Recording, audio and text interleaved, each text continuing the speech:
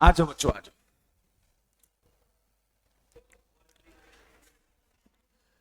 Online वाले बच्चों, नेहा जी और स्पर्श, स्वागत है आपका।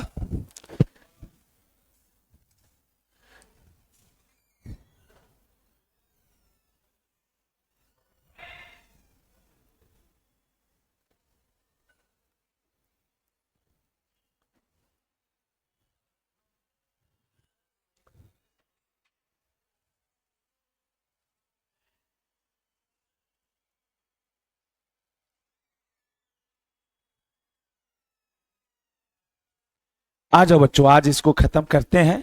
आज अच्छी बात यह है कि सारे बच्चे उपलब्ध हैं।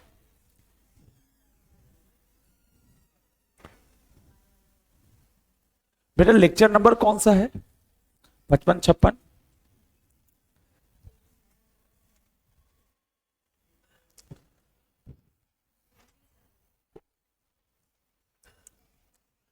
चलिए बच्चों, लास्ट क्लास में आपने बड़ा अच्छे से डिस्कशन को किया था। एक ऐसे हम लोगों ने शुरू किया था लेकिन हो नहीं पाया, using the work of another auditor. यहां पे मैंने बताया था कि ऑडिटर अब दो कैटेगरी में बट गया, प्रिंसिपल ऑडिटर बड़ा भैया और अनदर ऑडिटर जिसको आप ब्रांच ऑडिटर भी कह सकते हैं। आपको शायद ये मैंने बताया था कि ब्रांच का ऑडिटर जो होता है उसको हम लोग, है ना बेटा, ब्रांच ना कह के आपके ऐसे में उसको जो लिए जो वर्ड यूज होता है उसका नाम है कंपोनेंट। और यहीं पे हम लोग बेटा चले गए थे, कंपोनेंट का मतलब पढ़े भी नहीं थे। तो शुरू कर लेते हैं एक बार। What is the basic meaning of component? जरूर याद होगा आपको। सौर्या भाई, अच्छा सौर्या जी आए और चले भी गए, ये तो सौर्या जी गलत बात है। कोई नहीं सौर्या जी, आज हम लोग कारो भी पढ़ने वाले थे सौर्या। चलिए पूनम, हाँ आज ध्यान से पढ़ना है बेटे। दो सवाल आपसे पूछूंगा मैं। आ जाओ आ जाओ। कान्हा भाई, तुम्हारे टीम के लोग कहाँ हैं? अच्छा, टीम मेंबर्स। ये बच्चे बहुत सीधे हैं। चलिए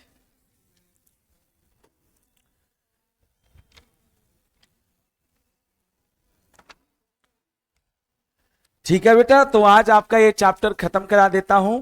थोड़ा सा बेटा, कितने भाई को याद है लास्ट क्लास वाला डिस्कशन? बिल्कुल भूल जाते हैं आप लोग।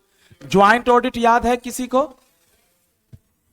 कार का फुल फॉर्म बता पाएंगे? Car car common audit report. Thank you बेटा, तब तो बहुत याद है। SAR, अगर हम लोग सेपरेट सेपरेट ऑडिट रिपोर्ट देंगे तो हर ऑडिटर एक दूसरे के ऑडिट रिपोर्ट का देगा अपने ऑडिट रिपोर्ट में रिफरेंस।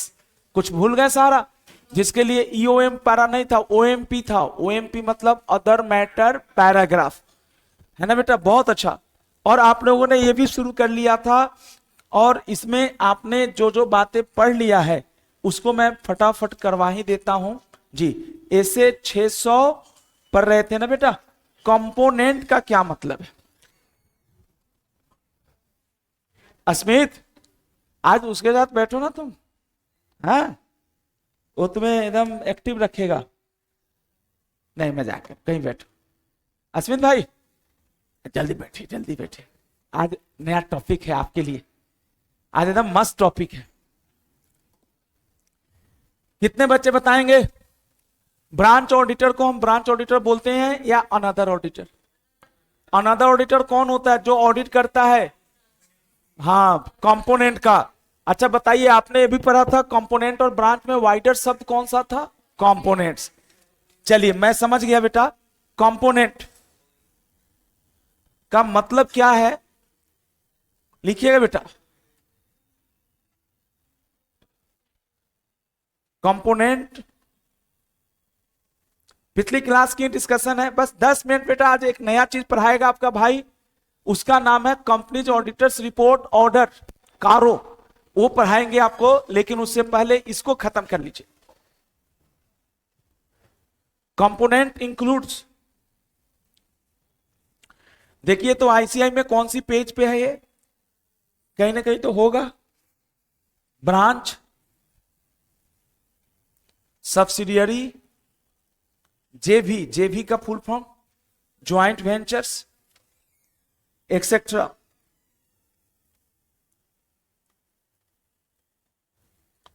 whose फाइनेंशियल इंफॉर्मेशंस, ये सब बताया था आपको, चेक कर लीजिए एक बार। Financial informations are included into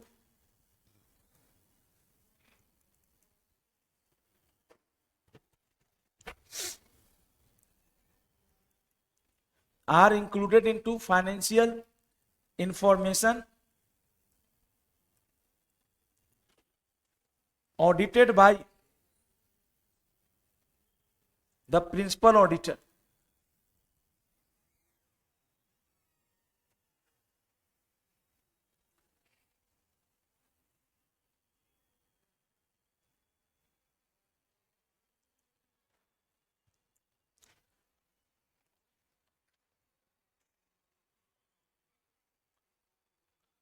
बेटा ये छोटा ऐसे है, इसमें दो ही बातें समझना है। प्रिंसिपल ऑडिटर का क्या राइट है और प्रिंसिपल ऑडिटर की क्या ड्यूटी है। बेटा दोनों बात बोल दीजिए, प्रिंसिपल ऑडिटर का राइट और प्रिंसिपल ऑडिटर की ड्यूटी। बच्चों यहाँ पे प्लीज ध्यान से सुनिएगा, अगर आप समझ जाए तो। पहले मुझे बताइए सारे बच्चे, खुशी बेटा आपने बोला नहीं, मुझे खुशी नहीं हुआ। हाँ, हाँ और क्या जी, खुशी बेटे किसकी ड्यूटी पे हम लोग बहस करने के लिए बैठे हैं, अदर ऑडिटर या पीए? पीए का फुल फॉर्म। बड़े लोगों की ही ड्यूटी की बात होती है, छोटे लोगों की ड्यूटी की बात नहीं होती। आपके पास बुक जरूर होगा बेटा, मैं आपको परेशान नहीं करता, लेकिन अभी मैं 1 मिनट आपको थोड़ा सा यहां भी परेशान करूंगा मेरे बच्चे। एक बार जरा देख के मुझे बताइए, अगर बता सके तो मुझे अच्छा लगेगा और आपको भी अच्छा लगेगा बेटा, है ना। ये आपका बुक था और हम लोग यहाँ पे क्या पता कारो और क्लॉज क्यों खुला हुआ है, कौन सी पन्ने में आपके बुक में है, क्योंकि मुझे एक बार थोड़ा सा आपका स्पीड पकड़वाने के लिए बोलना पड़ेगा। कौन सी पन्ने पे है ये? 8.63। जरा सारे बच्चे बुक लाए हैं। कुलदीप भाई जी इधर देखो बेटा, कुलदीप भाई ज्वाइंट ऑडिट तो कर लिए, तो उससे पहले था, याद आ गया मुझे भी। ये देखो बेटा सारा पढ़ाया था। मेरे बच्चों सुनो तो सही, ये मेरे भाई इधर तो देख लो, ये देखो सर भाइयों और बच्चों इधर देखिएगा बेटा। बेटा यहां से समझिए, ये वाला पैरा और ये वाला पैरा आपका चलने दीजिएगा यहां तक, फर्दर से पहले तक। अब आप कुछ समझ तो नहीं पाएंगे, लेकिन मैं कोशिश करता हूं आपको समझाने का। ये देखिए बेटा भाई, एक बार जरा इसको पढ़ेंगे खाली आप, मैं हेडर मैं बताऊंगा क्या कहना चाह रहा हूं। मैंने कहा खुशी बेटा हमें पीए का क्या पढ़ना है, जल्दी बोलिए, राइट्स, और दूसरा पढ़ना है पीए का अगर अदर ऑडिटर है, मतलब आप ब्रांच का ऑडिट नहीं कर रहे, ब्रांच का ऑडिट कोई और कर रहा है, तो आप कैसे ऑडिट प्रोसीजर परफॉर्म करेंगे। ऑब्वियसली आप ब्रांच के ऑडिटर को कहेंगे, एडवाइज करेंगे important significant accounting auditing reporting matters पे। आप उनको कहेंगे कि भाई अच्छे से प्लानिंग करना, बताया था तुम्हारे काम को मैं भी यूज कर रहा हूं, तो तुम्हारी काम खराब होगी तो मेरा भी काम क्या होगा, खराब होगा। तुम लेट से दोगे अपना काम करके वहां से अदर ऑडिटर, तो हमारा भी ऑडिट रिपोर्ट क्या हो जाएगा बेटा, लेट हो जाएगा। तो बहुत सारी चीजें हैं। इन्होंने ना बेटा हेडर बना के खराब कर दी, हेडर बना देते तो अच्छा लगता। आप इसको दिल से बताइए ये क्या है। It makes clear that in certain situations, मतलब ऐसे 600 बेटा जो स्टैंडर्ड है वो रेफर कर देता है बेटा, वो रेफर करता है कि आपको ना ऐसे 600 को ज्यादा भाव नहीं देना है। अगर आप प्रिंसिपल ऑडिटर के राइट्स को पढ़ना चाहते हैं, then it will be required to learn the, जल्दी बोलिए लर्न द क्या, स्टैट्यूट। स्टैट्यूट का मतलब law which governs the, statutes governing the, बोलिए कौन सा, एंटिटी। जैसे कंपनीज एक्ट का एक सेक्शन है 143 सब सेक्शन 8, वो कहता है कंपनी का ऑडिटर ब्रांच ऑडिटर के यहाँ, ये देखो ना सर, कंपनी का जो प्रिंसिपल ऑडिटर है या मेन ऑडिटर है, उसका पहला राइट है कि वो विजिट कर सकता है, क्या विजिट कर सकता है, कंपोनेंट। लेकिन ध्यान दीजिएगा, ऐसे 600 क्या कहता है कि प्रिंसिपल ऑडिटर के पास राइट है कि वो विजिट कर सकता है कंपोनेंट को और एग्जामिन कर सकता है बुक्स ऑफ अकाउंट्स को and other records of said component. अगर प्रिंसिपल ऑडिटर को ऐसा लगता है कि ऐसा करना क्या है बेटा, जरूरी है। फिर से बोलिए, क्या प्रिंसिपल ऑडिटर के पास विजिट करने का राइट है? क्या विजिट करने का राइट है? कंपोनेंट को, कंपोनेंट मतलब सब्सिडियरी को मैं विजिट कर सकता हूं और जरूरत पड़ी तो मैं सब्सिडियरी का भी बुक्स ऑफ अकाउंट्स क्या कर सकता हूं, examine. although I am not the auditor of subsidiary or joint venture, but as a principal auditor in my PJ professional judgment, I have decided that it is necessary to examine, necessary to क्या बेटा, visit। कुछ तो रहम कीजिए, फिर से बताइए। ऐसे 600 कहता है प्रिंसिपल ऑडिटर अदर ऑडिटर के काम को यूज तो कर सकता है, मेन ऑडिटर कंपनी का ऑडिटर ब्रांच में भी जा सकता है, ब्रांच के बुक्स ऑफ अकाउंट्स को बेटा एग्जामिन कर सकता है, लेकिन नॉर्मली करना नहीं चाहिए। जब एकदम निहायत जरूरी हो, नेसेसरी हो तो ही कीजिएगा, क्योंकि उसका ऑडिटर आप नहीं है, उसका तो बुक्स ऑफ अकाउंट्स, उसके जो फाइनेंशियल इंफॉर्मेशन है ब्रांचेज के, वो तो कर रहा होगा ना। कौन कर रहा होगा, जल्दी बोलो। ओए, ओए का फुल फॉर्म बताइए, अदर ऑडिटर्स। आगे देखिए, where another auditor has been appointed for the component, the principal auditor would normally be entitled to। ध्यान देना है सर, ये अपनी ही बात को कमजोर कर दिया।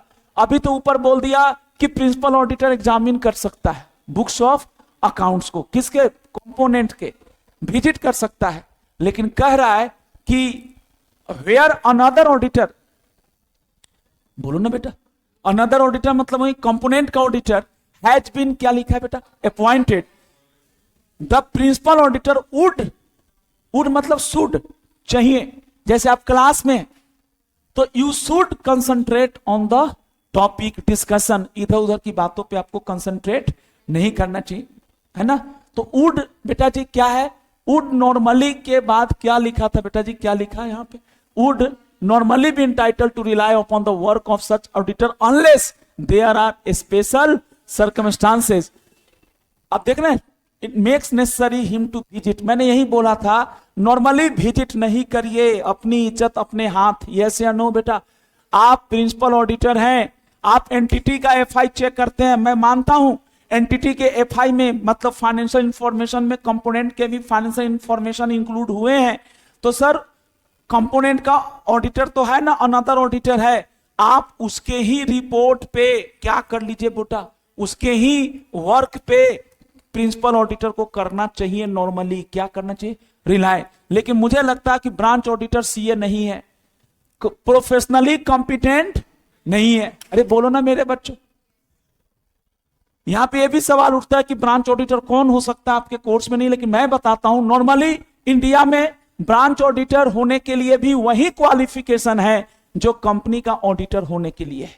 फिर से बताइए, ब्रांच ऑडिटर के लिए कोई लेस क्वालिफिकेशन नहीं है, यानी बेटा ब्रांच ऑडिटर भी एक सीए ही होता है। अगर वो सीए है, हमारे ही प्रोफेशन का है, तो मुझे उसके ऊपर डाउट करना नहीं चाहिए। मुझे उसको अनकंफर्टेबल महसूस कराने के लिए एज ए प्रिंसिपल ऑडिटर खुश होकर बोलिए, बेटा आप ही लोग मेरे सब कुछ हैं, विजिट नहीं करना चाहिए।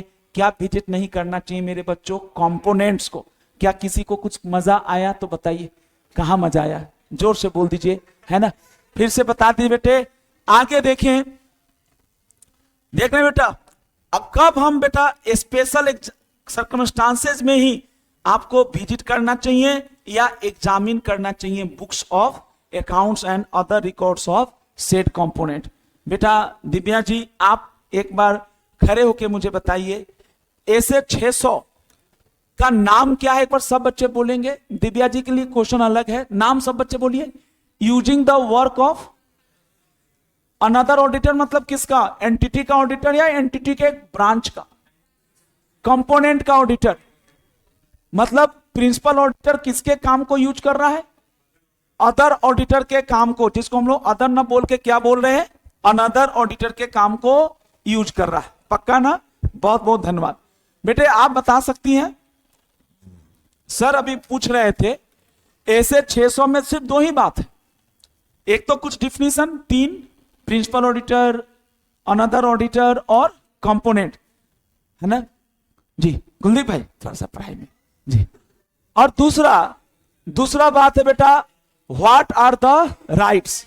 बेटे ये बच्ची को मैंने कोशिश किया है कि कुछ बता पाए, तो आप बताइए बेटा, what are the rights of PA, principal auditor के पास क्या राइट्स है? विजिट कर सकता है, और सिर्फ विजिट ही कर सकता है या एग्जामिन भी? लेकिन क्या नॉर्मली ऐसा करना चाहिए या स्पेशल सर्कमस्टांसेस? ये क्या होता है स्पेशल सर्कमस्टांसेस, समझ में नहीं आता। जब तुम्हें कुछ डाउट्स हो, दोनों एक दूसरे की तरफ हाथ कर रहा है कि सर इसको बोलो, हम दोनों को बोलेंगे, रुक जा भी, है ना? अभी इन दोनों से एक सवाल पूछते हैं। अच्छा बेटा, नॉर्मली मतलब विजिट नहीं करना चाहिए, लेकिन कोई स्पेशल सर्कमस्टांसेस है तो विजिट भी कर सकते हैं। और बेटा जी, बुक्स ऑफ अकाउंट्स और अदर रिकॉर्ड्स ऑफ कंपोनेंट को हम प्रिंसिपल ऑडिटर की तरह एग्जामिन भी कर सकते हैं, है ना? लेकिन ये कब करना है, जल्दी बोलिए, क्या स्पेशल सर्कमस्टांसेस, है ना? तो यही बात मैंने कहा था। अब इसके ऊपर बेटा एग्जाम में क्वेश्चंस आता है। अच्छा, इसको समझने के लिए विजिट कर सकते कि नहीं, आपको ऐसे के साथ साथ उस एंटिटी के ऊपर जो लॉ अप्लीकेबल है उसको भी पढ़ना चाहिए। जैसे कंपनीज एक्ट 2013 में अगर लिखा है कि कंपनी का ऑडिटर ब्रांच विजिट कर सकता है तो कर सकते हैं। अगर मान लीजिए कल को कंपनीज एक्ट में लिख दिया जाए कि ब्रांच विजिट नहीं कर सकते, तो ऐसे 600 में जो बात कही गई है, ध्यान देना, कभी भी ऐसे और लॉ में कंफ्लिक्ट हो तो हमेशा लॉ को जिताना, ऐसे को जिताना नहीं। तो इसीलिए ऐसे 600 ने कहा कि देखो हम गाइडेंस दे रहे हैं प्रिंसिपल ऑडिटर को, लेकिन प्रिंसिपल ऑडिटर को यह भी गाइडेंस दे रहे हैं कि वो एंटिटी के ऊपर जो गवर्निंग लॉ है उसको भी पढ़ के जाए। बहुत बहुत धन्यवाद। बेटा बैठ जाइए, एक बार बेटा इनके लिए क्लैप करते हैं। क्या? अच्छा, व्हाट्सएप पर मैसेज भेज दिए? अच्छा, ऐसा कौन सा?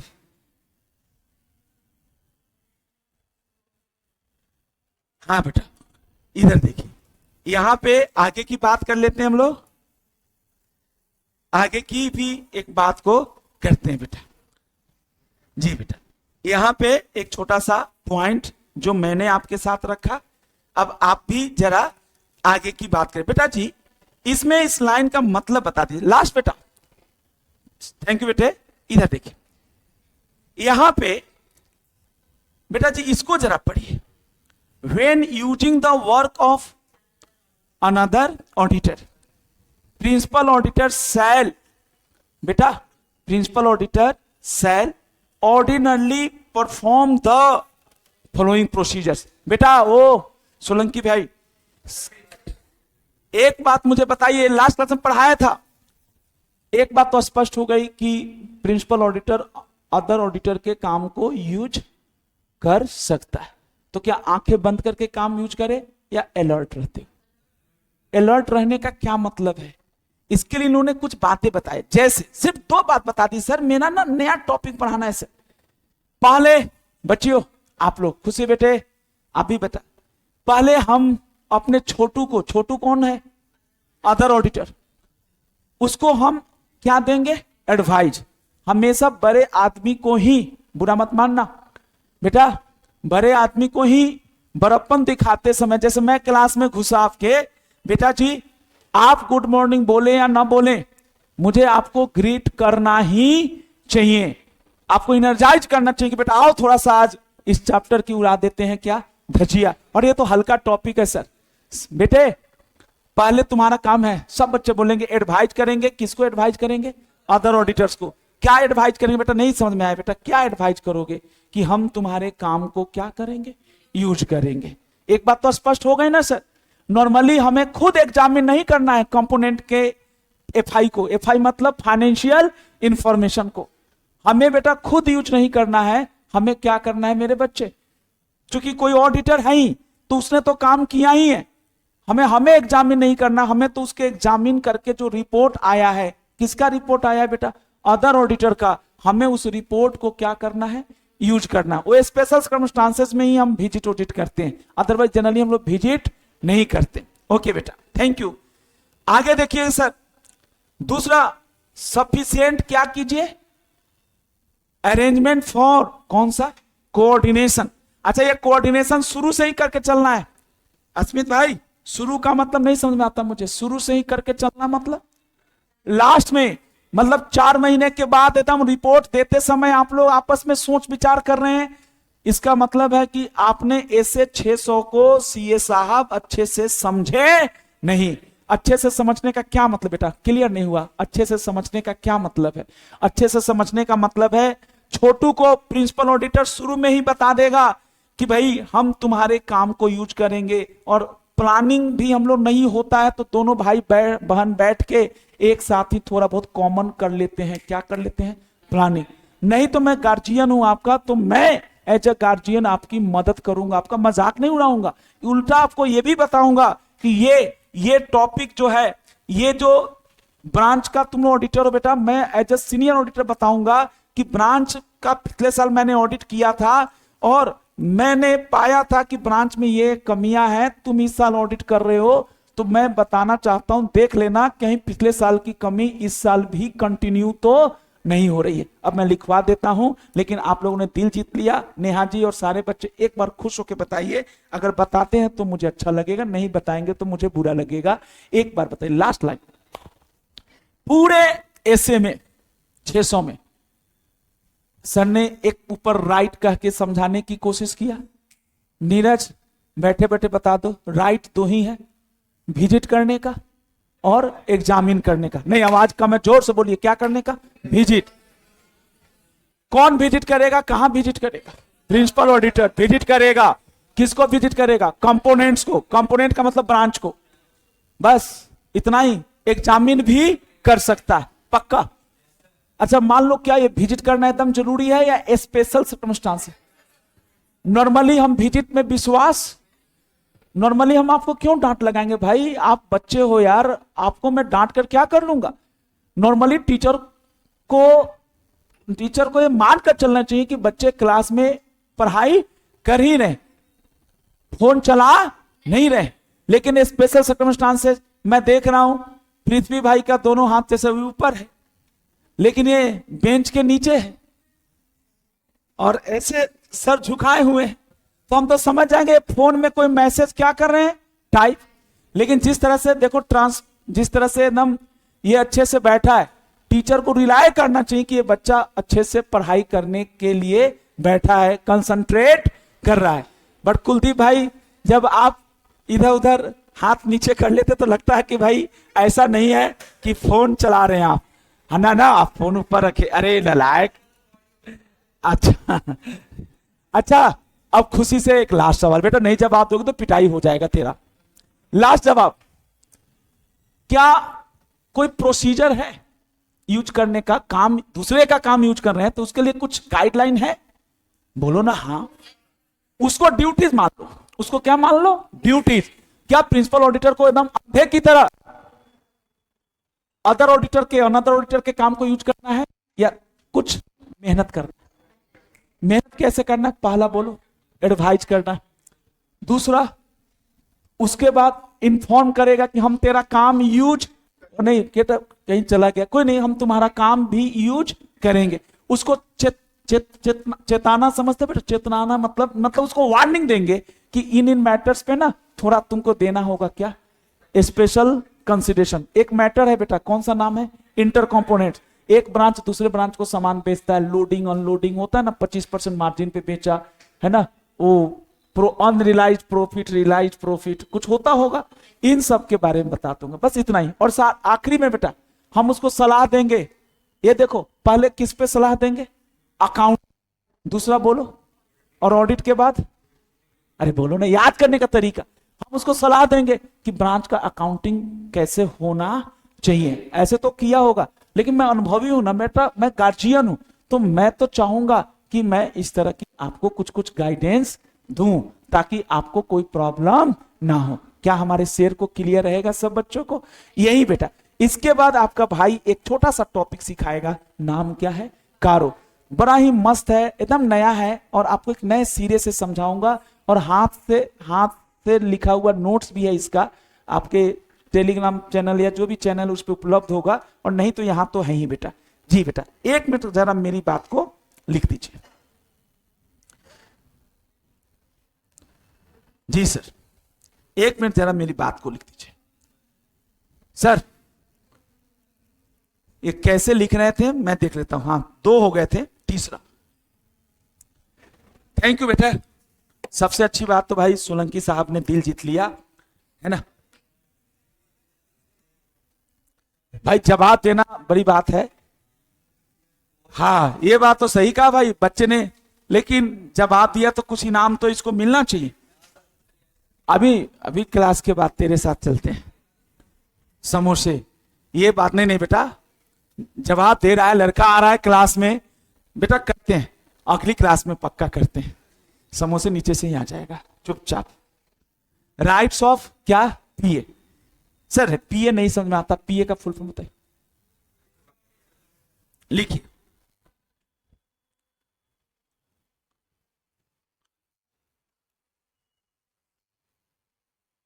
इन सर्टेन केसेस द स्टैट्यूट यानी लॉ,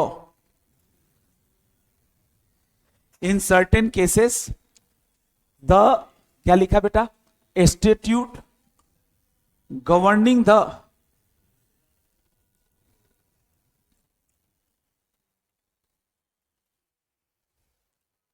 एंटिटी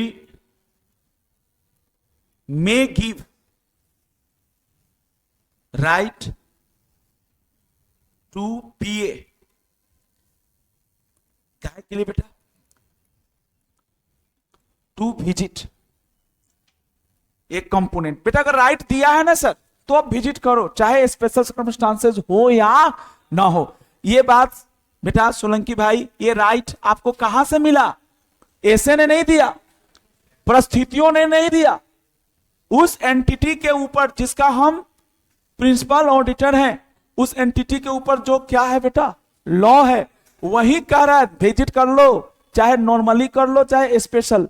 लेकिन अगर इंस्टीट्यूट साइलेंट है, साइलेंट मतलब इंस्टीट्यूट में कुछ लिखा हुआ नहीं है कि तुम विजिट कर सकते हो कि नहीं, तो ऐसे 600 कहता है तो अब भी कर सकते हो, तब भी कर सकते हो, लेकिन स्पेशल सर्कमस्टांसेस में जाना, अदरवाइज बार बार जाना ठीक बात नहीं है।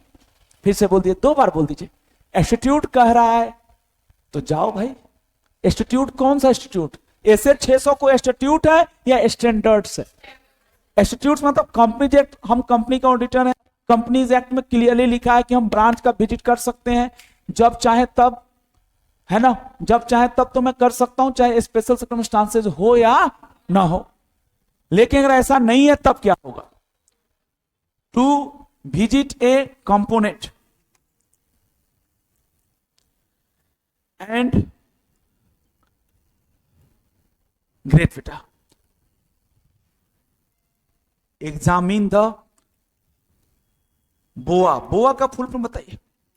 हाँ, लॉ वाला याद कीजिए, लॉ वाला, books of accounts and other records of the said component.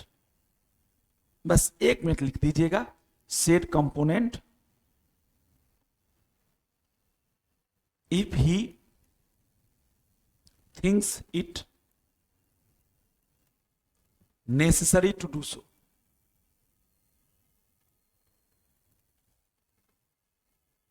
Okay sir, एक लास्ट लाइन और लिखा है,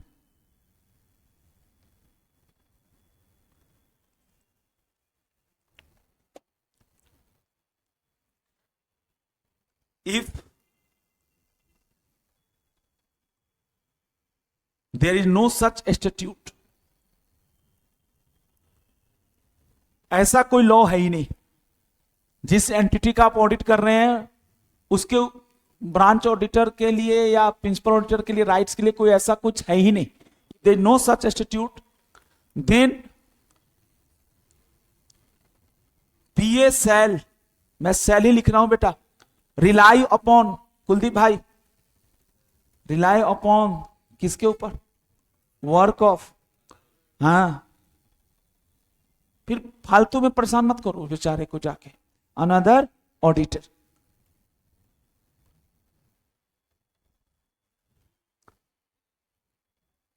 एंड एक और, ये should visit only when, PSL visit only in case of unusual या कौन सा बेटा, स्पेशल सर्कमस्टांसेस। सर लास्ट में मुझे बता दीजिए, आखिरी बोला था कि आप प्रिंसिपल ऑडिटर हैं, आपकी भी मर्यादा है बेटा, आपको कुछ काम करना चाहिए, जैसे सलाह देना चाहिए, बड़े भाई का रोल प्ले करना चाहिए, है ना, उसको बता दीजिए कि हम आपका काम यूज करेंगे, काम थोड़ा प्लान अच्छे से करिएगा, और मैं भी अपना प्लान शेयर करूंगा कि मैं फलाने डेट तक ऑडिट रिपोर्ट इशू करने का सोच रहा हूं, तो आप उससे 5-10 दिन पहले हमको ऑडिट रिपोर्ट अपना दे दीजिए ब्रांच का, ताकि हम भी यूज कर सके उसे। लास्ट में देख लीजिए प्रोसीजर जी ऑफ बेटा पीए का पूरा नाम लिख देता हूं आपके बाद, प्रिंसिपल ऑडिटर। पृथ्वी बेटा है ना, आप ही बता दीजिए क्या कहा जाए, क्या प्रिंसिपल ऑडिटर को कुछ एडिशनल काम करना चाहिए, जब वो खुद नॉर्मल ऑडिटर, जब वो ब्रांच ऑडिटर नहीं है, तो क्या उसको बेटा उसकी काम समझिए कि घटा नहीं, काम समझिए थोड़ा सा बढ़ गया। कैसे बढ़ गया बेटा, हम किसको बता रहे हैं, थोड़ी थोड़ी अदर ऑडिटर्स को, जो बताने की जरूरत थी नहीं। क्यों बताते हैं हम भाई, अदर ऑडिटर क्या हमको अपना ऑडिट फी में से कुछ देगा क्या, नहीं ना। कहो सर, राजीव सर कितनी छोटी बात आपने कर दी, आप भी तो आपका काम वो आसान ही तो कर रहा है, आप भी तो बिना ब्रांच का ऑडिट किए हुए ब्रांच ऑडिट रिपोर्ट को क्या कर ले रहे हैं यूज, आप कुछ दे रहे हैं क्या ब्रांच ऑडिटर को। तो ऐसे नहीं सोचने का, दुनिया में हर बार आप ही को भला हो या फायदा हो जरूरी नहीं है। आप बड़े ऑडिटर या करोड़ों लाखों कमाते हो, आप प्रिंसिपल ऑडिटर हो, नाम में भी प्रिंसिपल है तुम्हारे, वो बेचारा तो कंपोनेंट का ऑडिटर है और तुम्हें उससे भी कुछ पैसे चाहिए, उल्टा वो तुम्हारा मुश्किल काम को क्या कर दे रहा है, आसान कर रहा है। तो हर बार लालच ठीक नहीं होता राजीव सर जैसा जी। अच्छा फोर्थ होगा, कोई नहीं। पीए शुड, पहले बेटा इसमें हम लोग पढ़ाते थे बेटा कि हम अदर ऑडिटर की कॉम्पिटेंसी चेक करेंगे। क्या चेक करेंगे, कॉम्पिटेंसी, इंडिपेंडेंसी, कि वो जिस ब्रांच का ऑडिट कर रहा है उस ब्रांच में उसका कोई इंटरेस्ट तो नहीं है। ये सब हटा दिया बेटा आपके कोर्स में, मतलब है ही नहीं। ये कहता तुम रिलाई करो, क्योंकि ब्रांच ऑडिटर कंपोनेंट का ऑडिटर भी इंडिपेंडेंट नहीं है, तो कंपोनेंट का भी ऑडिटर नहीं बन सकता। और ऑडिटर अब सीए ही बनता है, तो सीए की कॉम्पिटेंसी चेक करना ठीक बात नहीं है। बस थोड़ा सा सुपरवाइजरी रोल प्ले कर लो, उसको थोड़ा गाइडेंस दे दो, अकाउंटिंग, सिग्निफिकेंट अकाउंटिंग के बारे में, ऑडिटिंग के बारे में, etcetera. PA should perform, sir CA should perform, क्या परफॉर्म, प्रोसीजर्स। पीए मतलब, अच्छा एक कुछ गलत लिख दिया क्या, shall perform procedure to obtain sign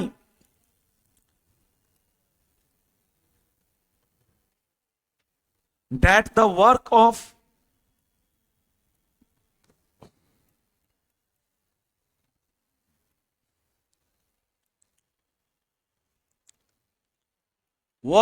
other auditor is, बेटा work of other auditor is क्या, adequate for the purpose of, sir यही मैं बोल रहा था बार बार कि प्रिंसिपल ऑडिटर को अपने पर्पस के लिए है ना बेटा, कुछ मेहनत करना होगा। साई, साई मतलब आपको याद करिए sufficient and appropriate audit evidence इकट्ठा कीजिए कि हमें किसके काम को यूज करना है कि नहीं, अदर ऑडिटर के, या उसका काम हमारे पर्पस के लिए, जल्दी बोलो, एडिक्वेट है कि नहीं। उसके काम अगर एडिक्वेट है तो तुमको विजिट ऑडिट करने का या एग्जामिन करने का जरूरत नहीं है। और हम तो कह रहे हैं कि एडिक्वेसी आप पे भी डिपेंड करता है। आप थोड़ी मदद कीजिए ना एज अ प्रिंसिपल ऑडिटर। किसको मदद कीजिए, अनदर ऑडिटर्स को, कंपोनेंट के ऑडिटर को प्लानिंग व्लानिंग करने में, ताकि वो कहे कि यार ये तो बहुत अच्छा इंसान है, इसने मेरा उंगली पकड़ के, ब्रांच ऑडिटर कह रहा है मुझे ऑडिट करना सिखाया, इसको बोलते हैं सीनियर, है ना। वो तारीफ ही करेगा, आपके साथ कोऑपरेशन में दिक्कत ही कोऑर्डिनेशन में नहीं आएगी। For the purpose of principal auditor,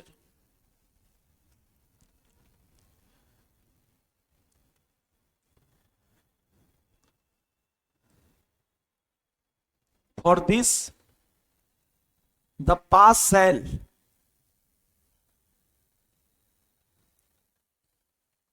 follow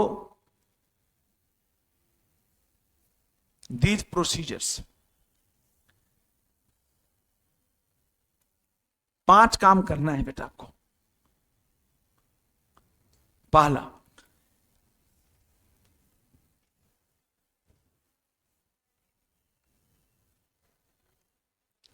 inform कीजिए, inform the other auditor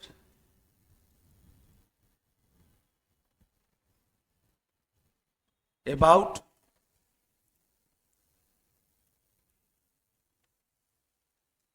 matters requiring A special consideration.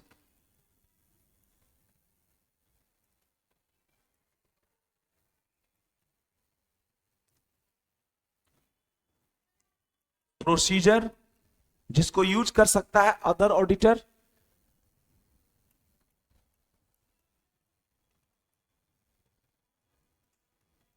For the identification of inter component transactions.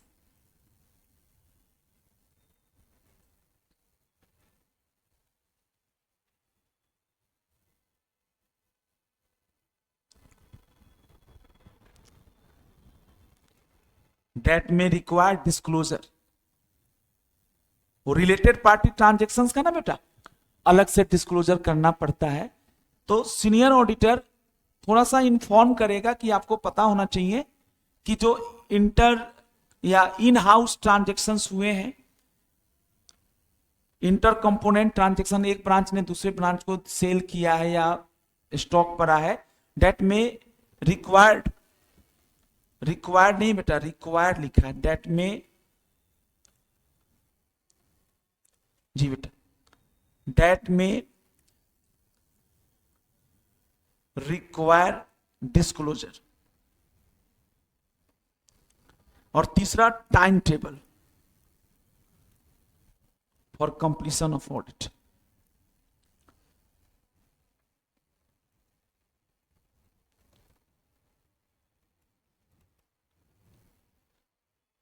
और सेकंड में लिख दीजिए बेटा,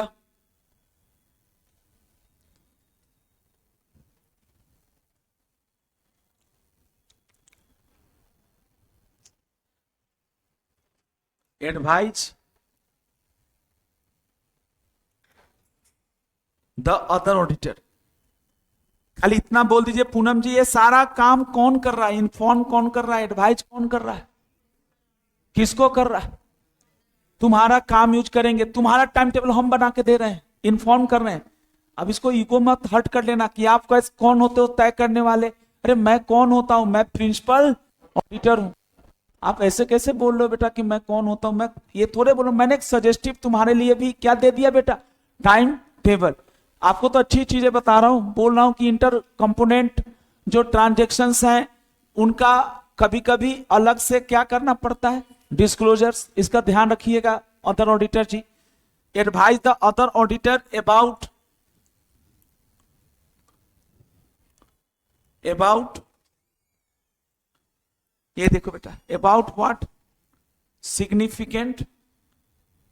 बेटा जी 3 चीज आती है ना, जल्दी बोलिए। सबसे पहले अकाउंटिंग, अकाउंटिंग खत्म, ऑडिटिंग खत्म, रिपोर्टिंग, रिक्वायरमेंट्स,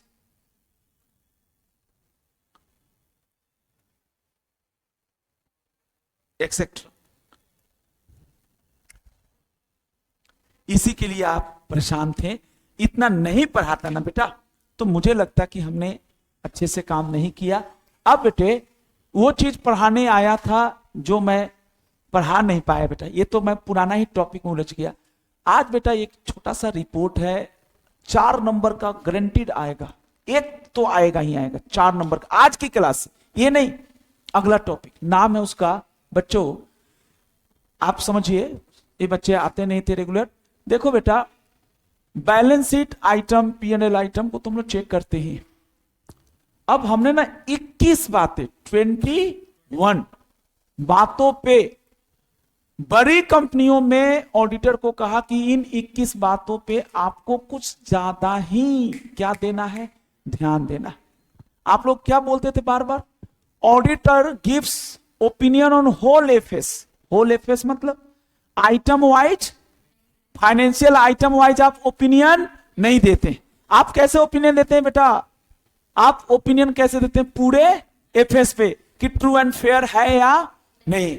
लेकिन बेटा सरकार ने, भारत सरकार, सेंट्रल गवर्नमेंट ने, एमसीए ने, मिनिस्ट्री ऑफ कॉर्पोरेट अफेयर्स ने, सर एमसीए ने कोई सेक्शन है 143 जिसमें power and duties of auditors है, उसका एक सब सेक्शन है बेटा 11।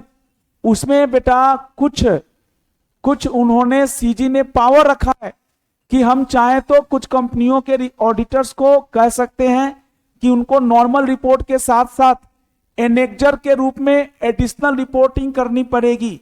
बेटा जी एडिशनल रिपोर्ट मेन रिपोर्ट का पार्ट है, मेन रिपोर्ट का सब्स्टिट्यूट नहीं है।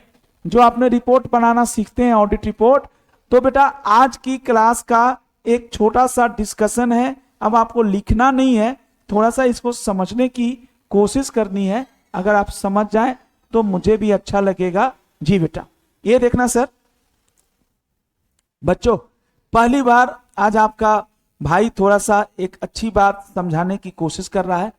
सब बच्चे थोड़ा इधर देखिए, इसको लिखने की जरूरत नहीं है, एक बार पहले समझते हैं, फिर मैं इंपॉर्टेंट पॉइंट्स बाद में लिखवा दूंगा। बेटा कारो का फुल फॉर्म बताइए। हाँ नेहा, कारो का फुल फॉर्म बताइए। कारो का फुल फॉर्म क्या है? Companies auditors report order 2020। वाह बेटा भाइयों, अब इधर देखिए, कारो किसने इशू किया है? कारो पे जो रिपोर्टिंग करनी है ये बेटा किसने इशू किया है? एमसीए ने। आरओसी जिसको कह लीजिए, देख लीजिए, ministry of corporate affairs after consultation with, नाम सुना ना आपने, नफरा, NAFRA, नेशनल है ना बेटा, authority for financial reporting, by using power under, जल्दी बोलो जी बेटा कौन सा, 143(11) ऑफ, जल्दी बोलिए 11 ऑफ कौन सा, कंपनीज एक्ट 2013। देखो बेटा कितना साफ साफ लिखा हुआ है। बच्चों पूरे कारों में सेक्शंस नहीं है, कारों में बेटा जी क्या है, जल्दी बोलिए, पैराग्राफ। टोटल 4 पैराग्राफ है बेटा, ये देखिएगा।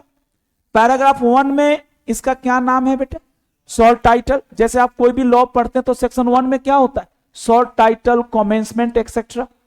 बोलो ना बेटा कि इसका छोटा नाम क्या है, ये कौन सी डेट से लागू होगा। दूसरा देखिए पैराग्राफ 2, ये बात करता है कारों की रिपोर्टिंग हर सीए को करने की जरूरत नहीं है। कारों की रिपोर्टिंग केवल और केवल बड़ी कंपनियों के सीए के ऊपर ही एडिशनल रिपोर्ट है, ये रिपोर्टिंग की रिस्पॉन्सिबिलिटी है। और बेटा जी पैराग्राफ 3 मेन यही है। इसके भीतर कितने क्लॉज हैं बेटा, 21 क्लॉजेज हैं।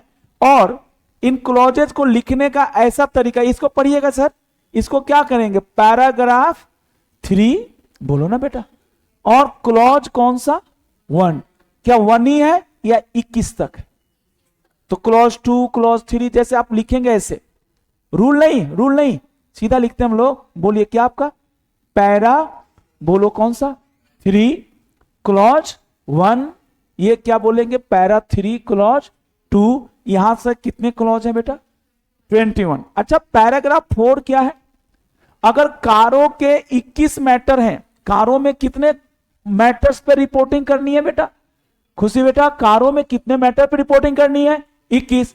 अगर 21 में से किसी भी मैटर पे आप अनमोडिफाइड दे रहे हैं, मतलब आपके हिसाब से इसमें सही चीज नहीं है, तो आपने सुना होगा ऑडिटिंग एक लॉजिकल प्रोसेस है। अगर आप यूएमओ दे रहे हैं, यूएमओ मतलब unmodified, then you need to also give why you have given unmodified opinion, उसका आपको पैराग्राफ 4 में बताना पड़ेगा।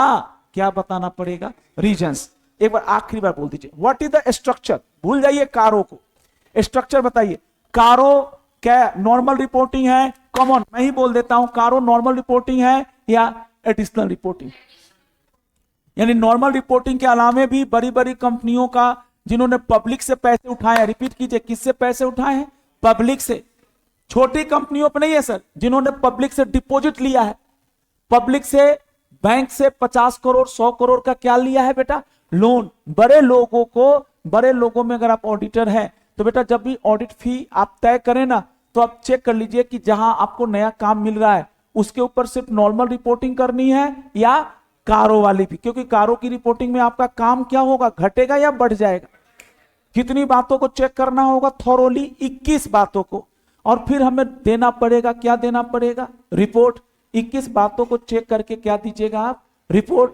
तो आपका काम बढ़ा कि नहीं, तो पैसे भी तो बढ़ने चाहिए। तो आपको तो पहले यही पता करना है कि कारों किनके ऊपर, जल्दी बोलो ना बेटा, कारों किनके ऊपर अप्लीकेबल है, पहले मुझे बताओ। यहां पे बताओ बेटा कारों किनके ऊपर अप्लीकेबल है, एक बार कोशिश करके मुझे बता दो बेटा। सारे बच्चे बताएंगे कारों किनके ऊपर अप्लीकेबल है। ये लिखा है बेटा, ऑल कंपनीज इंक्लूडिंग, जल्दी बोलिए कौन सा। अगर विदेशी कंपनी है उसको भी कारों की रिपोर्टिंग करवानी पड़ेगी। लेकिन कुछ लगे लोग रोने, तो एक्सेप्ट का मतलब कारों कुछ के ऊपर अप्लीकेबल नहीं है। यानी कुछ कंपनियां हैं जिनको सरकार ने वर्तमान में क्या कर दिया है, एग्जेम्प्ट कर दिया है कि जाओ तुम्हारे ऑडिटर के ऊपर एडिशनल रिपोर्टिंग करने की, कारों की रिपोर्टिंग करने की जरूरत नहीं है। पक्का बेटा, कारों की रिपोर्टिंग की जरूरत नहीं है। अब बता बेटा, एग्जाम में यही क्वेश्चन पूछ दिया है, मतलब 4 नंबर का तो यही क्वेश्चन आ गया है कि कारों की रिपोर्टिंग कब करनी होती है और नहीं करनी होती है। बेटे कुलदीप भाई आप खड़े होके बताइए, इतने देर से मैंने बताया कारों के बारे में, आप छोड़ दीजिए, है ना, 1-2 लाइन मैं सारे बच्चे बता दीजिए, काहे को कुलदीप को परेशान करना। क्या कारों का रिपोर्ट नॉर्मल रिपोर्ट का सब्स्टिट्यूट है या एडिशनल रिपोर्ट? आवाज कम है तो जोर से बोलिए। यानी पहले तो मेन रिपोर्ट रहेगा, इंडिपेंडेंट ऑडिटर्स रिपोर्ट, फिर उसके बाद एनेक्चर, रिपीट कीजिए क्या, एनेक्चर लगा दिया जाएगा। जैसे अभी मैं रिलायंस का ऑडिट रिपोर्ट है मेरे पास, मैंने डाउनलोड करके इसी में रखा है, इसी में है सर, मैं आपको दिखाता हूं। पहले इंडिपेंडेंट ऑडिटर रिपोर्ट होगा, और चूंकि रिलायंस तो बड़ी कंपनी है उसके ऊपर जरूर इंडिपेंडेंट ऑडिटर रिपोर्ट ऐसे 700 वाला तो रिपोर्टिंग होगी 14-15 बातों पे, साथ साथ उसको अलग से 10-12 पढ़ने का अलग से एक रिपोर्ट देना होता है, दैट इज कॉल्ड कौन सा, कारो से ऑडिटर का काम घट गया या बढ़ गया। तो आप जब ऑडिटर के रूप में जाएं तो पहले यही पता करें कि इसके ऊपर नॉर्मल ऑडिट के अलावा कारो तो कहीं अप्लीकेबल नहीं है। अब कारो किनके ऊपर अप्लीकेबल है, हर कंपनी पे अप्लीकेबल है, सिर्फ 4 तरह की कंपनी को छोड़ दो। 4 में से देखो कोड सर ने बताया है ना, कि बिलो अब कैसी हो गई, प्राइवेट होता है ना, बिलो क्या हो गई बेटा, प्राइवेट। प्राइवेट का क्या मतलब है बेटा, यहाँ पे पहले इसी को शुरू से समझते हैं, बोलिए बेटा, क्या बैंकिंग कंपनी के ऊपर कारो अप्लीकेबल है? अगर मैं पंजाब नेशनल बैंक का ऑडिटर हूं तो मुझे कारों पे दिमाग का दही करने की जरूरत नहीं है। दूसरा बोलिए किसी के ऊपर नहीं है, इंश्योरेंस, LIC का जो ऑडिटर है उसके ऊपर भी अप्लीकेबल नहीं है। लाइसेंस कंपनी जिसको आप बोलते हैं सेक्शन, बोलो ना बेटा, 8 कंपनी, सेक्शन 8 कंपनी जो charitable association not for profit, उसके ऊपर नॉर्मल ऑडिट तो अप्लीकेबल है, लेकिन कारों की एडिशनल रिपोर्टिंग की जरूरत नहीं है, याद रहेगा। और ओ का मतलब ओपीसी, अरे बाबा ये कोई बड़ी कंपनी है क्या ओपीसी, छोटी मोटी है। बिलो हो गई, बिलो का फुल फॉर्म बताइए, देख के बोलिए जोर से, बैंकिंग, इंश्योरेंस, लाइसेंस और अदर्स। एग्जाम में यही क्वेश्चन आता है 4 नंबर का, मैंने बोला था ना 4 नंबर आपको करा दूंगा। 21 क्लॉज को मारिए गोली। पहले तो आप यही बताइए कि कारो नॉर्मल रिपोर्टिंग है या एडिशनल। कारो सभी कंपनी पे अप्लाई होता है, including foreign company, branch branch सब पे अप्लाई होता है। सिर्फ 4-5 को हमने माफ किया, तो 4 तो ये हो गए बिलो, और 5वां है प्राइवेट कंपनी। प्राइवेट कंपनी को हमने कंडीशनली माफ किया है, कंडीशनली नहीं समझे बात। एक प्राइवेट कंपनी के ऑडिटर के वो कारों पे तब रिपोर्टिंग नहीं करना है, यानी एक प्राइवेट कंपनी के ऑडिटर को एग्जेम्पशन तब मिलेगी जब उसकी प्राइवेट कंपनी इन चारों कंडीशन को साइमल्टेनियसली, रिपीट कीजिए कौन सा, साइमल्टेनियसली। ये क्या होता है मुझे समझ में नहीं आता। साइमल्टेनियसली मतलब नेहा बेटा, साइमल्टेनियसली मतलब क्या, और या प्लस, प्लस, प्लस का मतलब मुझे बताइए, प्लस का मतलब चारों कंडीशन एक साथ पूरे होने चाहिए।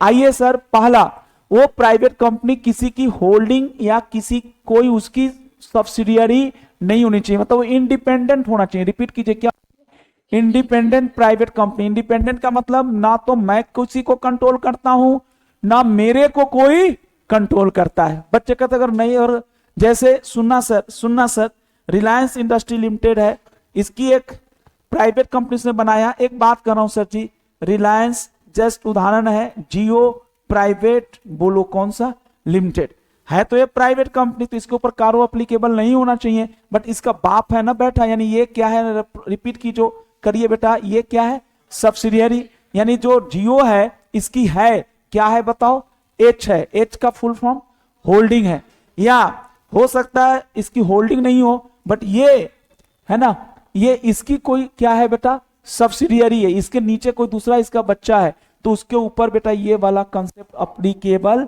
जो एग्जेम्पशन है एग्जेम्पशन अवेलेबल नहीं होगी। अरे इसका मतलब है होल्डिंग सब्सिडियरी है, आप छोटे आदमी थोड़े हैं, आप बड़े आदमी हैं, तो रिपोर्टिंग कीजिए, किस पे रिपोर्टिंग कीजिए, कारो। अपना Mittal commerce classes private limited, एक बात करो खाली, अगर सपोज ये प्राइवेट लिमिटेड है और ये किसी की होल्डिंग नहीं है और कोई इसकी सब्सिडियरी नहीं है ना, तो बेटा इसके ऊपर पहला कंडीशन क्या टिक नहीं हुआ या टिक हो गया, पहला कंडीशन पूरा हो गया। दूसरा देखिए, दूसरा इसकी जो पेड अप शेयर कैपिटल है प्लस क्या है, रिजर्व एंड सरप्लस छोटा होना चाहिए या बराबर हो सकता है, कितने करोड़, 1 करोड़। अभी याद करने का तरीका ये ध्यान दीजिएगा बेटा, इसकी जो बोरोइंग है, बोरोइंग मतलब मित्तल कॉमर्स क्लासेस एक प्राइवेट कंपनी है, इसकी बोरोइंग है ना बेटा, इसकी जो borrowing at any period of time during the year छोटी होनी चाहिए या बराबर होनी चाहिए, कितना करोड़, 1 करोड़। मतलब प्लीज बताइए ना, 1 करोड़ से ज्यादा होने चाहिए या अप टू 1 करोड़। अगर 1 करोड़ से ज्यादा बोरोइंग, जैसे मान लीजिए प्राइवेट कंपनी है Mittal commerce classes private limited और इसने 5 करोड़ का ले रखा है बैंक से, प्लीज बोलिए बैंक से क्या ले रखा है, लोन। मेरे भाई और बहनों, इसके सीए को बुरा मत मानिएगा, इसके सीए को 2-2 रिपोर्ट देना होगा, प्लीज बोलिए नॉर्मल रिपोर्ट भी और कौन सा रिपोर्ट, कारो का। और चौथा बेटा रेवेन्यू, रेवेन्यू का मतलब वही बात है, टर्नओवर कह लीजिए, not profit. Revenue is not profit बेटा। रेवेन्यू एज पर कौन सा, शेड्यूल 10, कितने करोड़, 10 करोड़। बेटा मेरे हिसाब से बताएं बेटा, 10 करोड़ से ज्यादा होना चाहिए, 10 करोड़ तक होगा। अब मुझे बताइए हम लोग क्या देख रहे थे, एग्जेम्पशन कब मिलेगी, जब चारों कंडीशन क्या हो, पूरे। बिना देखे अस्मित बेटा बताइए, 4 में से पहला कंडीशन बिना देखे हुए बताना है, मैं उसको स्क्रॉल कर देता हूं ऊपर। प्राइवेट कंपनी होनी चाहिए, वो किसी का होल्डिंग या कोई उसकी सब्सिडियरी, उसका 1-1-10, 1-1-10, एक क्या है, paid up share capital plus reserve and surplus दोनों का aggregate not exceed 1 crore, not exceed 1 crore. हमने लिखा है थोड़ा दूसरे तरीके से, नॉट एक्सीड, नॉट एक्सीड ऐसे याद करना आसान होगा, नॉट एक्सीड कितना, 1 करोड़। दूसरा बोलो, बोरोइंग अच्छा नीचे लिखा है at any time during the year, मतलब जैसे मान लो हमने 10 दिन के लिए बोरोइंग मेरी 1 करोड़ से ऊपर हो गई थी, फिर 10 दिन बाद ही मैंने वो पैसे उसके मुंह पे मार दिए, फिर मेरा 1 करोड़ से क्या हो गया, कम। 31 मार्च को मेरा 1 करोड़ से कम है, लेकिन मेरा बच्चा थ्रू आउट द ईयर एक दिन भी 1 करोड़ या उससे क्या हो गई थी, 1 करोड़ से ज्यादा हो गई थी, तो मानकर चलो उस साल तेरे ऑडिटर को कारों पे भी रिपोर्टिंग करने का झंझट बढ़ गया। क्या दिक्कत समझ में आ गई सबको? बस अब अस्मित भाई आप ही बोलिए कितने टोटल क्लॉज हैं, टोटल कितने क्लॉज हैं? 21। इसमें सेक्शन बोलते हैं, रूल बोलते हैं या पैराग्राफ? 4 पैरा में से हमारे काम का नेहा बेटा कौन सा पैरा है? Para number 3, para number 3। भूल गए सब? कोई बात नहीं सर, ये तो आज हमारे पास भाग मेरा अच्छा है ना बेटा। देखिए ये तो हमने बहुत पहले दे दिया था बच्चों को, हमारे पास 4 पैराग्राफ है, लेकिन हमारे लिए सबसे इंपॉर्टेंट पैराग्राफ कौन सा है मेरे बच्चों? पैराग्राफ 3। इसके भीतर ही तो हमें कितनी मैटर्स पे रिपोर्टिंग करनी है? 21। अब 21 मैटर पे रिपोर्टिंग करने में बच्चों को है ना फाइनल में भी पढ़ना है सर, ये इंटर में भी, क्यों नहीं हम लोग इंटर में अच्छे से पढ़ ले ताकि फाइनल में दिक्कत ही ना हो। बेटा 21 मैटर है, इसका मैंने छोटा सा एक ट्रिक बनाने की कोशिश किया है, आप फनी ट्रिक है, आप याद कर सकते हैं। 7-7 का मैंने पेयर बना दिया है, ये देखिए हर में कितने हैं बेटा? 3 बार हमने बॉक्स बना दिए हैं 7-7 का। एक बार में पहले 7 को देखेंगे और इन 21 में से मुश्किल से 3-4 ही दमदार हैं, बाकी सबका कोई मतलब नहीं है। पहले 7 को याद करने का तरीका देखिए बेटा, FIL फिल द CS का पोस्ट खाली है तो फिल द CS, द तो TH होता है लेकिन आप D मान लीजिए, फिल द CS। और अच्छा लिखवाऊंगा, टेंशन मत लीजिए। फिल CS का पोस्ट खाली है, भरो, फिल द CS। F का मतलब क्या है? Fix assets. आजकल इसका नाम चेंज हो चुका है, PPE मतलब प्रॉपर्टी प्लांट एंड इक्विपमेंट। अरे बोलो ना हाँ या ना। तो फिल का फुल फॉर्म बताना, फिल का फुल फॉर्म फिक्स एसेट्स। अब बच्चे अस्मित भाई पूछेंगे सर इस पर क्वेश्चन कैसे पूछेगा? सबसे बड़ा सवाल तो यही है, बच्चे पढ़ना ही इसीलिए चाहते हैं कि उसके ऊपर सवाल कैसे पूछेगा। बेटा खुशी जी सीधा सवाल पूछेगा 4 नंबर का, फिक्स एसेट्स के बारे में कारों में क्या रिपोर्टिंग रिक्वायरमेंट है, ऐसे पूछेगा। What is the reporting requirement under CARO with respect to fixed assets? तो हमको दिमाग में आना चाहिए कि fixed assets is the first clause of para 3। बोलो ना हाँ या ना। चलो नहीं भी याद है तो इसके भीतर आपको दिख नहीं रहा है, फिक्स एसेट्स हर कंपनी में होती है, बोलिए यस। तो फिक्स एसेट्स का रजिस्टर मेंटेन होना चाहिए। मित्तल कॉमर्स के पास बिल्डिंग है, प्लांट एंड इक्विपमेंट्स है, रिलायंस मैन्युफैक्चरिंग कोई कंपनी है तो उसके पास तो खूब सारा क्या होगा, फिक्स एसेट्स। तो टैली में एंट्री होना काफी नहीं है बच्चों, फिक्स एसेट्स का टैली में एंट्री होना काफी नहीं है। सॉफ्टवेयर में एक रजिस्टर मेंटेन कीजिए, सॉफ्ट कॉपी में ही मेंटेन कीजिए, बट मेंटेन कीजिए, उसमें लिखिए कि हमारा फिक्स एसेट्स पीपल के पेड़ के नीचे बंगले के पीछे है। हम 3-3 महीने पे पीरियोडिकली अपना फिक्स एसेट्स देखने जाते हैं। अरे हंसता क्या है तुम लोग, कुछ गलत बोल दिया क्या? अरे नालायको, ये बड़े गंदे बच्चे हैं। अच्छा सुनो, हाँ टीचर को शर्मा दिया इसने। हाँ भाई इधर देखो, इधर देखो। अच्छा पहले सारे बच्चे खुश होके बताएं, क्या सबको 100% क्लियर है? क्या क्लियर है, कहां क्लियर हुआ? अब एग्जाम में क्वेश्चन कैसे पूछेगा? किसी भी इन 21 मैटर में से कोई भी 2 मैटर के ऊपर आपसे पूछ देगा कि एज अ चार्टर्ड अकाउंटेंट आप इसमें क्या क्या चीजों को चेक करके रिपोर्टिंग करोगे। बेटा आपको हंसाने के लिए मैंने बोला था, चलिए आपको चेहरे पे इतनी मुस्कुराहट आ गई तो मैं एक कोड को मारता हूं गोली, क्योंकि कोड का कोई मतलब है नहीं, है ना, ये बाद में सिखाऊंगा। मैं अपना पर्पस पहले पूरा कराना चाहता हूं। फिर से बोल दीजिए, लास्ट बात पूछ रहा हूं, कारों के कितने मैटर्स हैं? 21। तो क्या हमसे लिस्ट पूछेगा या किसी एक आधा मैटर पे रिपोर्ट?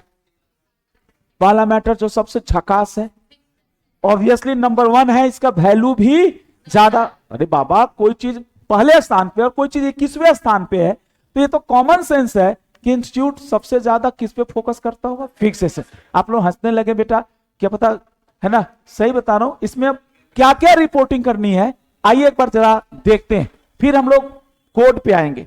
बेटा आज खत्म कर लीजिए इसको, ताकि अगली क्लास में रियल ऑडिट शुरू करें। ये देखो sir, details of clauses of क्या कारो, पैरा 3, ये बोलो, इसको क्या पढ़ोगे? नहीं बोल पाओगे, बोलो क्लॉज 1। खुशी बोली नहीं बेटा, क्या पढ़ोगे इसको, जल्दी बताओ। पैरा 3 क्लॉज 1 या clause 1 of para 3, sub section of section बोलते हो ना, तो हम लोग बोलो क्लॉज 1 ऑफ पैरा 3। बताओ, clause 1 talks about auditor's duty with respect to fixed assets. हम बेटा ऑडिटर हैं, तो हम तो खाली एग्जामिन करेंगे कि जिस कंपनी के ऊपर कारो एप्लीकेबल है, और मैं उस कंपनी का क्या हूं बेटा, ऑडिटर है, वो उसके पास फिक्स एसेट्स है, तो क्या वो मैनेजमेंट उसका, किसका, एंटिटी का, क्या रजिस्टर मेंटेन किया है कि नहीं? हम लिख देते हैं yes the entity has maintain the register, no the entity has not maintain the registers. खत्म हो गया। अरे भाई साहब, एकदम हलवा की तरह है बेटा, अगर आप दिल से समझे तो। कारो आपको गाइडलाइन दे रहा है कि तुम जाओ और पता करो, प्लीज प्लीज सर। सर ये देखो ना, अब इसके भीतर auditors report shall include a statement on the following topics fix assets में। ये देखो, पहले गिन लो कितने टॉपिक्स हैं बेटा जी। फिक्स एसेट्स में कितने टॉपिक है? 5। फिक्स एसेट्स में कितने टॉपिक है बेटा? 5 चीजों पे रिपोर्टिंग करनी है। पहला बॉडी प्रॉपर रिकॉर्ड्स। अस्मित भाई आप दिल से बोल दीजिए, क्या लिखा है? वेदर। अच्छा आईसीआई में है, अगर आपके पास नोट्स नहीं है तो परेशान मत हो जाइए, पूरा आईसीआई का ही है ना बेटा। वेदर कंपनी इज मेंटेनिंग, बोलो बेटा क्या? Fix assets. तो क्या बेटा हमारा ड्यूटी है फिक्स एसेट मेंटेन करने का, या हमारा ड्यूटी सिर्फ चेक करना है कि क्या जिस कंपनी का मैं ऑडिटर हूं, क्या उसके ऊपर कारो एप्लीकेबल है? पता चला यस, कारो एप्लीकेबल है, तो क्या company fix assets register maintain करती है बेटा जी? अच्छा, फिक्स एसेट्स रजिस्टर में क्या क्या लिखना है? पार्टिकुलर्स। किसकी पार्टिकुलर्स? फिक्स एसेट्स का। लाइक बोलो बेटा कितना, क्या लिखना है? Quantitative details. जैसे मित्तल कॉमर्स क्लासेस के पास जैसे एसेट्स, फिक्स एसेट्स में क्या है? एसी फिक्स एसेट्स है कि नहीं? आप देखते होंगे, है ना, देखते होंगे सर, बैंकों में आप जाते होंगे तो एसी के ऊपर लिखा रहता है पीएनबी 1, पीएनबी 2। सर मार्कर से लिखा रहता है नए नए एसी पे। बेसिकली सीए साहब भी उसको बोलते हैं ना, एसेट्स को मतलब आइडेंटिफाई करते हैं। बेंच के ऊपर लिखा रहता है बेटा PNB C1, chair 1, chair 2, chair 3, एक जस्ट उदाहरण। खैर हमारा काम है चेक करना कि जिस कंपनी का मैं ऑडिटर हूं, कारो एप्लीकेबल है, तो उसके पास फिक्स एसेट्स रजिस्टर है या नहीं। फिक्स एसेट रजिस्टर रखने के लिए नहीं होना चाहिए, उसमें क्वांटिटेटिव पार्टिकुलर्स होने चाहिए। क्वांटिटेटिव का मतलब नंबर, और पार्टिकुलर्स ऑफ, जल्दी बोलो क्या लिखा है? पीपीई। फुल फॉर्म तो पता ही है हमको जी, फुल पार्टिकुलर्स ऑफ, जल्दी बोलो कौन सा? इंटेंजिबल एसेट्स, ट्रेडमार्क, कॉपीराइट कितना है, और लिखा नहीं है इसमें लेकिन मानकर चलो उनका बोलो क्या होना चाहिए? लोकेशन। अच्छा सेकंड जो है फिक्स एसेट्स के भीतर 5 पॉइंट पर रिपोर्टिंग करनी है। बस जल्दी जल्दी बोल दीजिए बेटा, क्या बेटा? पीवी का मतलब फिर फॉर्म बताइए। Physical verification. क्या बेटा मैं करूंगा या मैनेजमेंट करेगी? तो मैं मैनेजमेंट से इंक्वायरी करके पूछूंगा बेटा जी, यही तो होता है रिटर्न रिप्रेजेंटेशन। भाइयों मैं मैनेजमेंट से लिखवाऊंगा, हेलो मैनेजमेंट, क्या आप टाइम टू टाइम आप अपना जो फिक्स एसेट्स का रजिस्टर में नाम जो जो एसेट्स का लिखे, टाइम टू टाइम आप उसको बेटा जी ध्यान दीजिएगा रेगुलर बेसिस पे वेरीफाई करते हैं कि नहीं। और अगर कोई मटेरियल क्या मिलता है बेटा, डिस्क्रिपिशंसी किसके किसके बीच में, किसके किसके बीच में डिस्क्रिपिशंसी? रजिस्टर में जो रिकॉर्डेड है, जैसे हमने रिकॉर्ड किया है 10 एसी और फिजिकल वेरिफिकेशन करने गया तो पता चला मैनेजमेंट को 10 के बदले 9 ही एसी मौके पे पाए गए, जबकि किताबों में कितना एसी का रिकॉर्ड है? 10। तो डेविएशन आ गया, उसको डेविएशन ना बोल के क्या बोल रहा है?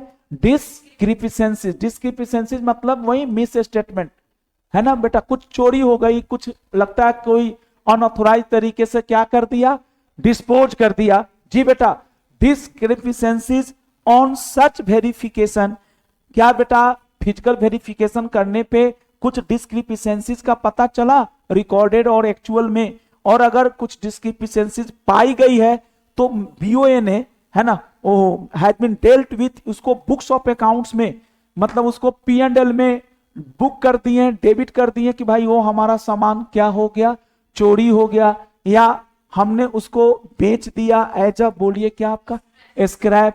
तो बेचे होंगे तो बेचने से भी कुछ रियलाइजेबल वैल्यू आया होगा, स्क्रैप वैल्यू आया होगा, तो उसको अदर इनकम ट्रीट किए, क्या ट्रीट किए, चोरी हो गई तो उसके लिए प्रोविजन बनाए थे तो उसको बैड डेट में, मतलब उसको खत्म कर दिए कि भाई हमारा एसेट्स चोरी हो गया।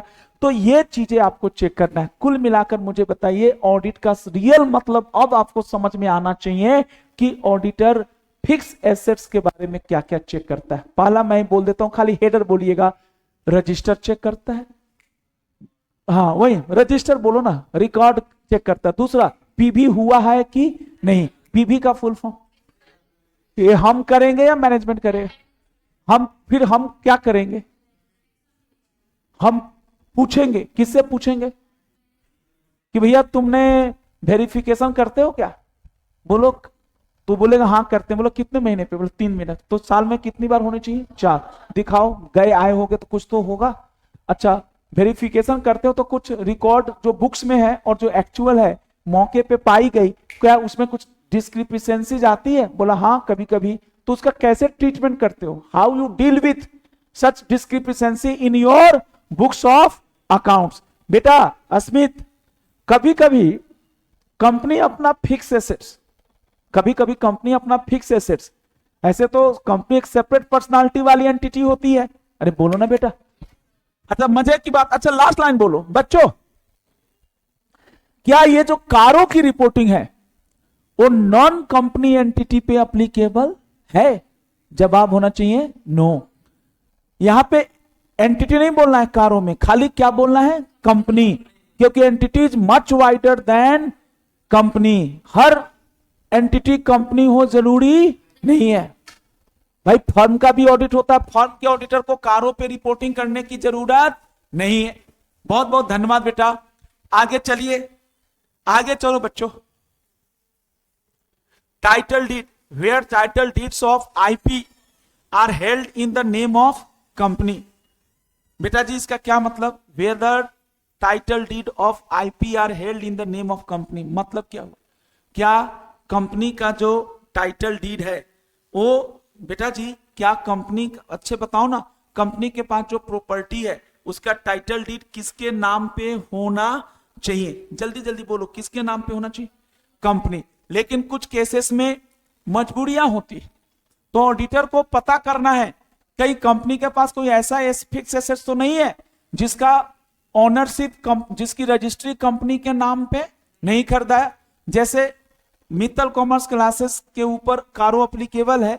मित्तल सर ने एक कार खरीदा, लेकिन कार का आरसी रजिस्ट्रेशन किसके नाम पे करा लिया?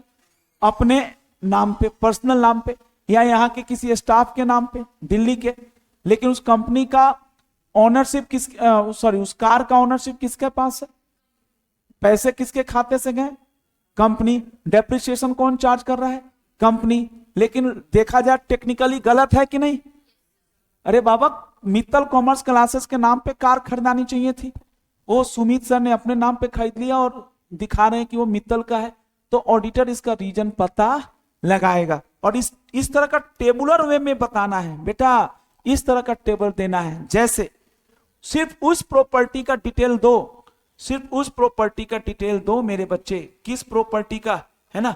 जी जी, किस प्रॉपर्टी का डिटेल देना है? जल्दी बताओ। सिर्फ उस प्रॉपर्टी का डिटेल दो जो प्रॉपर्टी, बेटा बताइए, जो प्रॉपर्टी कंपनी के नाम पे नहीं है। दूसरा, उसकी ग्रॉस कैरिंग वैल्यू, मतलब कितने लाख की है। जैसे वन कार उसकी वैल्यू मान लेते हैं कितने लाख है, जल्दी बोलिए, 10 lakh. Held in the name of, मान लो एक सुमित सर हैं आपके, उनके नाम से, जस्ट उदाहरण। वेदर प्रोमोटर डायरेक्टर, यस, मान लीजिए कि वो प्रोमोटर हैं तो यस लिख देंगे। बोले नहीं जी प्रोमोटर नहीं है, वो नॉर्मल इंप्लॉई है ना बेटा। कब से, period held indicate range where appropriate. Period held मतलब कितने साल से रखें, रेंज बताओ ना, मतलब 2 साल से रखें, 4 साल, एग्जैक्ट डेट नहीं पता है तो सिंस बोलो बेटा कौन सा, लास्ट 2 क्या ईयर्स, या डेट पता है तो लिख दो 1/1/2000, कब से बेटा 25 ऑनवर्ड्स। और रीजंस, ऐसा क्या कारण हुआ कि कंपनी अपना प्रॉपर्टी अपने नाम पे ना खरीद के, प्लीज बोलिए किसके नाम पे खरीदी है। ये तो बेनामी संपत्ति इसी को बोलते हैं, क्या बोलते हैं इसको, बेनामी संपत्ति, है ना बेटा। बेनामी संपत्ति इसी को तो बोलते हैं जहां पे प्रॉपर्टी कंपनी के नाम पे ना खरीदा के किसके नाम पे खरीदा रहा है, कंपनी के नौकर के नाम पे, सर्वेंट के नाम पे, डायरेक्टर साहब अपने नाम पे खरीद ले रहे हैं।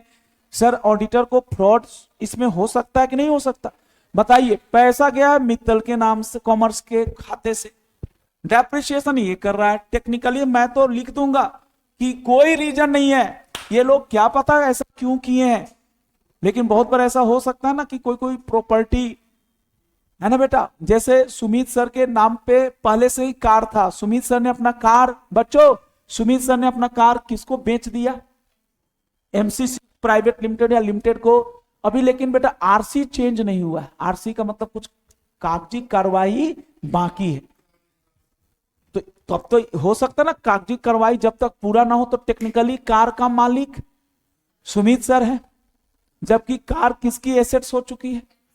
बेटा होता है ना, जैसे आपके पापा कोई घर खरीद रहे तो अंकल को सारे पैसे दे दिए, लेकिन अभी आपके पापा के नाम पे रजिस्ट्री क्यों नहीं हुई है, क्योंकि रजिस्ट्री ऑफिस कभी कभी बंद हो जाता है। बंद का मतलब वहां पे रजिस्ट्री ओपन नहीं है, तो रीजन बता दो।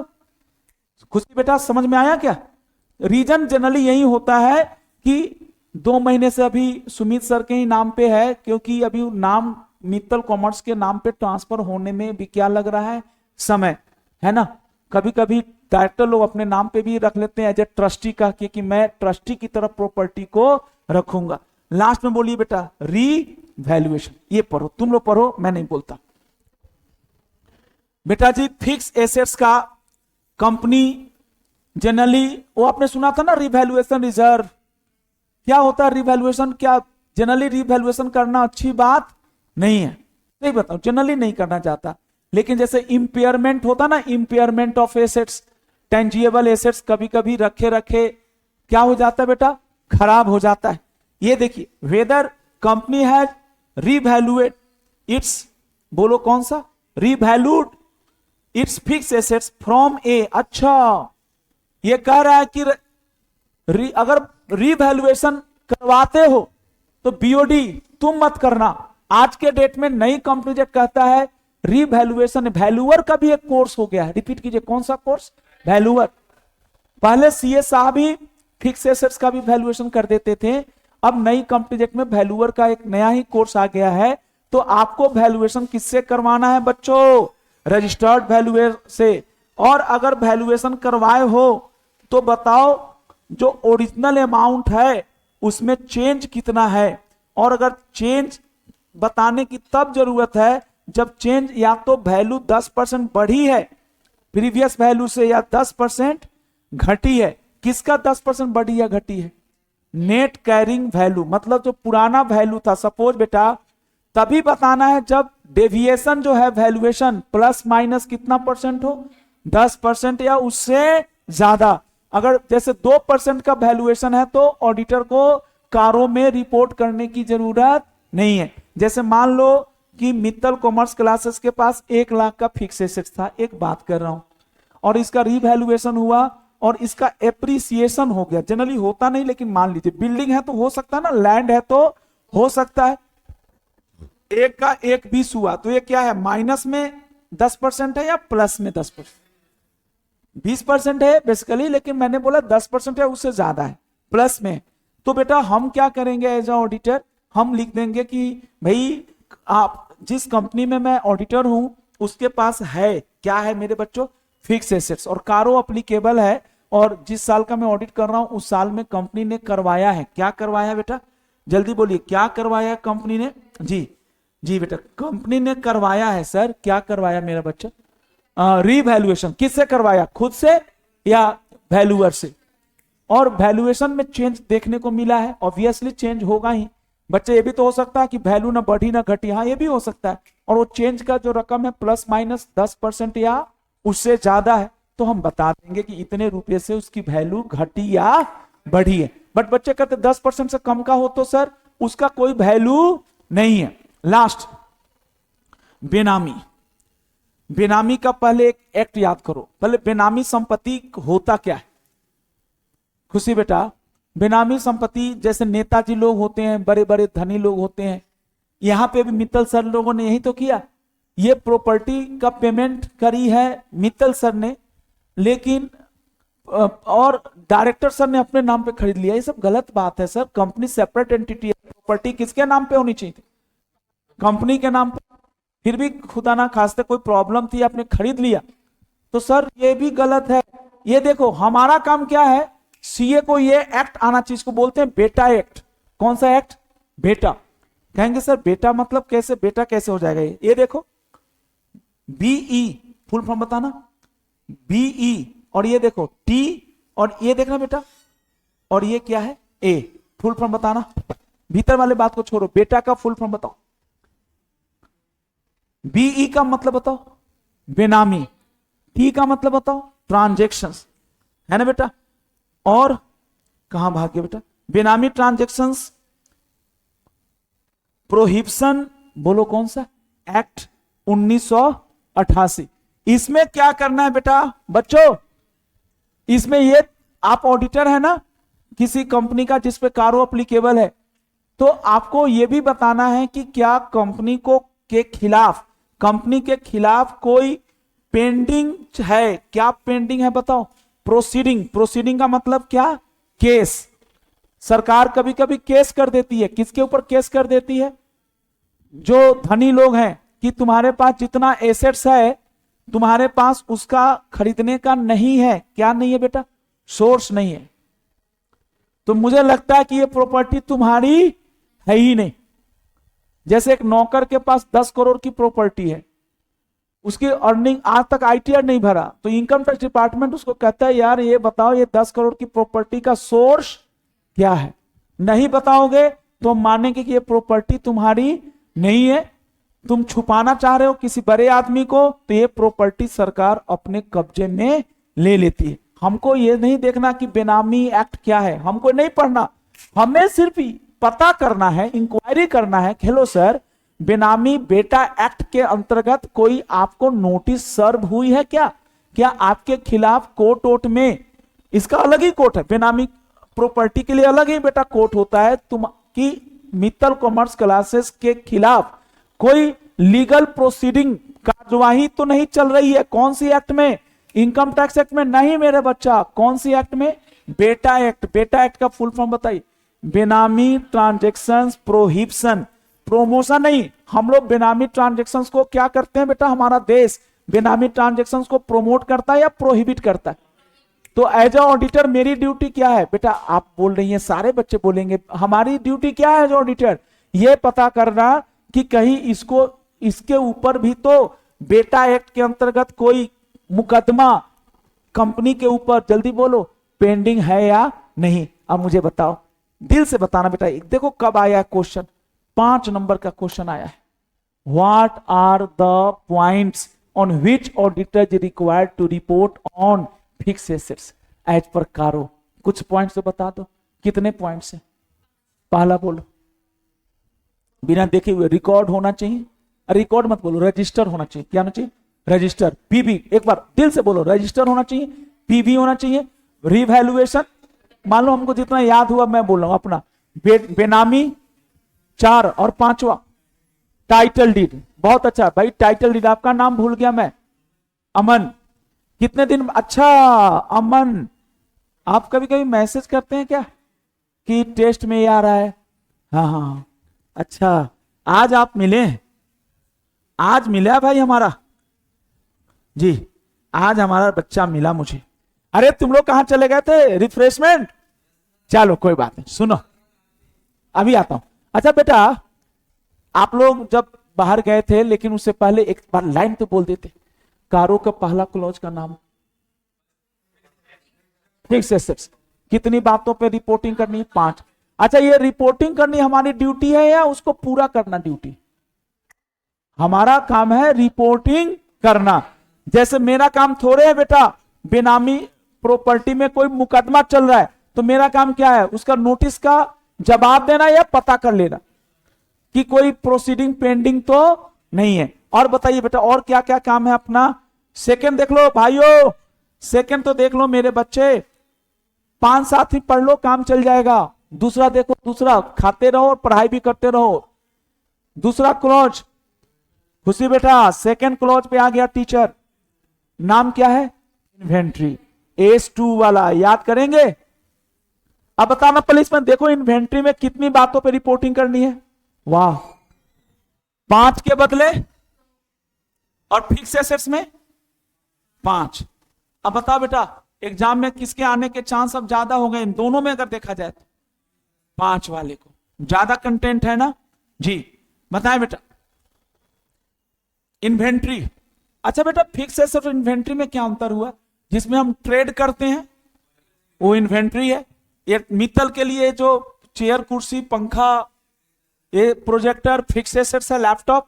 लेकिन अगर Mittal trading, commerce trading class trading करता और इस चेयर बेचने का ही काम करता, यही चेयर इसके लिए क्या हो जाता? इन्वेंट्री। खैर इतना तो आपको बहुत पहले से पता है बच्चों।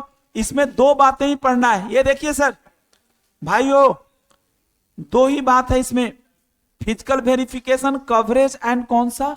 प्रोसीजर्स। फिर से बोलिए, वेदर पीवी, पीवी का फुल फॉर्म, फिक्स एसेट्स में भी पीवी अलाउड था। अलाउड क्या था? मतलब रिपोर्टिंग करनी थी पीवी ऑफ फिक्स एसेट्स। अब की बार पीवी ऑफ क्या है बेटा? इन्वेंट्री। आपने सुना होगा, नहीं भी सुना तो कोई बात नहीं। एक ऐसे है 501 special consideration of selected item, जिसमें से इन्वेंट्री भी था, इन्वेंट्री भी था ऐसे 501 में। देखना है सर, इन्वेंट्री इतना इंपॉर्टेंट है कि एक अलग से ऐसे भी है 501 समझने के लिए। और कारो के दूसरा क्लॉज, क्लॉज 2 बात करता है किसकी? इन्वेंट्री। एक बार पढ़िएगा जरा बच्चे जैसे, जोर जोर से पढ़िएगा। आता हूं, whether physical verification has been, जल्दी बोलिए, whether physical verification has been, क्या लिखा आपने? कंडक्टेड एट कौन सा? Reasonable interval. जल्दी खाते रहो और पढ़ते रहो। क्या फिजिकल इंटरवल पे वेरिफिकेशन हुआ है कि नहीं? अच्छा, ये वेरिफिकेशन करना किसकी ड्यूटी है बेटा? ना है भगवान, क्या हमारा ड्यूटी? यही आप लोग गलत कर गए। ये कौन करेगा? हमारा काम क्या है फिर? हाँ, या चेक करना और चेक करके रिपोर्ट कर देना कि भाई वेरिफिकेशन हुआ ही नहीं है, ऐसा कोई सिस्टम ही नहीं है। अच्छा, ये सबसे फायदा क्या होता होगा? इसे ये फायदा होता था कि फिक्स एसेट्स की चोरी ना हो सके, कोई डिस्पोज ना कर सके। फिक्स एसेट्स कंपनी के नाम पे खरीदाना चाहिए, नहीं खरीदा होगा तो ऑडिट रिपोर्ट में ऑडिटर बता देगा तो दुनिया वालों को पता चल जाएगा। मजा आ गया। Whether physical verification has been conducted at, क्या लिखा आपने? रीजनेबल इंटरवल्स बाय, किसके द्वारा भाई? Management. Whether such verification by management is क्या? एप्रोप्रिएट। मतलब वो बेटा, इन्वेंट्री है 500 करोड़ का और 5 जगहों पे रखा गया। कितने जगहों पे रखा गया बेटा? 5। आपने सिर्फ एक जगह पे भी चेक नहीं किया, या एक जगह पे ही केवल चेक किया। यार एक चीज बताओ, 5 जगह, 5 तुम्हारे गोडाउन्स हैं, 5 वेयर हाउस हैं जहां इन्वेंट्री रखे जाते हैं, यानी आपने अच्छे से उसको कवर नहीं किया।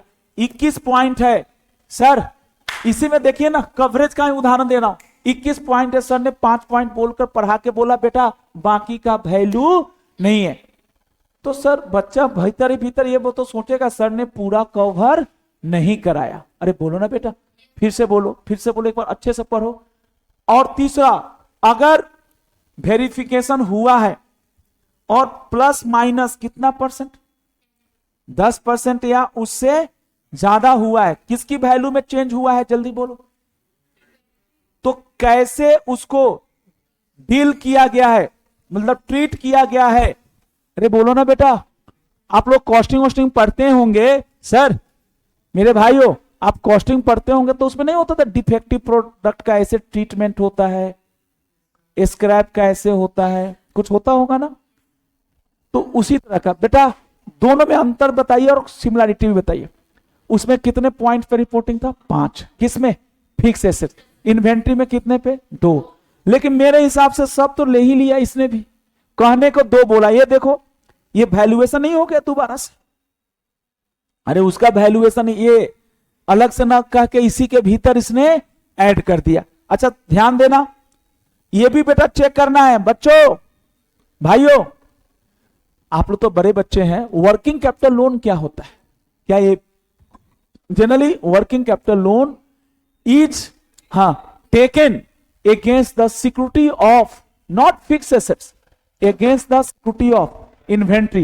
वो नहीं पड़े तो फ्लोटिंग चार्ज और फिक्स चार्ज, गर्दन तो हिलाइए। फ्लोटिंग चार्ज क्या होता है, फ्लोटिंग चार्ज बेटा जो क्लास ऑफ एसेट्स के ऊपर लिया गया है।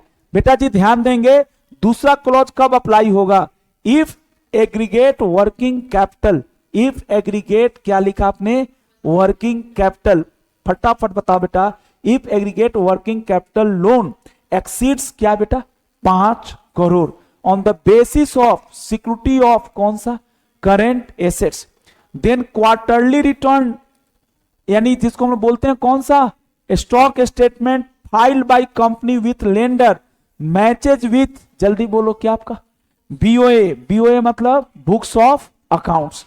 इसका क्या मतलब बेटा, हाँ जी पूनम जी बताइए इसका क्या मतलब, जल्दी बताइए, 15-20 मिनट और बात है, फिर से बोलिए। इन्वेंट्री में 3-4 बातें हो गई, कहने को तो 2 है लेकिन है 4-5 बातें इसमें भी। पहला बताओ, इन्वेंट्री का फिजिकल वेरिफिकेशन पीरियोडिकली करता है कि नहीं, कौन करता है कि नहीं, मैनेजमेंट। दूसरा, इन्वेंट्री का कवरेज भी कितना है, मतलब 10% इन्वेंट्री काउंट करके ही कह देते हो कि हाँ बाकी इन्वेंट्री भी ठीक होगा।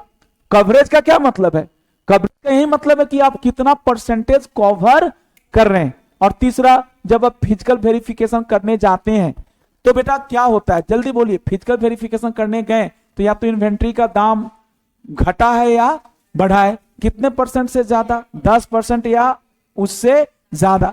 तो हमें अपने रिपोर्ट में लिखना चाहिए कि इन्वेंट्री का दाम 10% से ज्यादा बढ़ा या घटा है, जो भी केस हो। नेक्स्ट बता दीजिए लास्ट लाइन बच्चों, ये भी देखना है ऑडिटर को, देखिए कितना बड़ा चीज पढ़ा रहा हूं बेटा। ऑडिटर को यह भी देखना है कि अगर कोई कंपनी वर्किंग कैपिटल लोन ली और लोन की रकम 5 करोड़ या उससे ज्यादा है, बेटे एक बार कॉमन सेंस लगाना भाई साहब, दे दो बेटे कॉमन सेंस लगाना बेटा सारे बच्चे। आप जब कभी भी वर्किंग कैपिटल लोन लेते हैं ना सर, तो जो बोरोअर कंपनी है मंथली बेसिस पे, रिपीट कीजिए, मंथली बेसिस पे भेजती है बैंक को पास, क्या भेजती है, मेरे पास से अभी आ जाऊंगा, अभी खाऊंगा, थोड़ा बचा के रखना, हाँ खा मत जाना सारा बच्चों, अभी आता हूं। मंथली बेसिस पे भेजती है, क्या भेजती है बेटा, कौन भेजती है, किसको भेजती है, बोरोअर कंपनी भेजती है, किसको, बैंक को।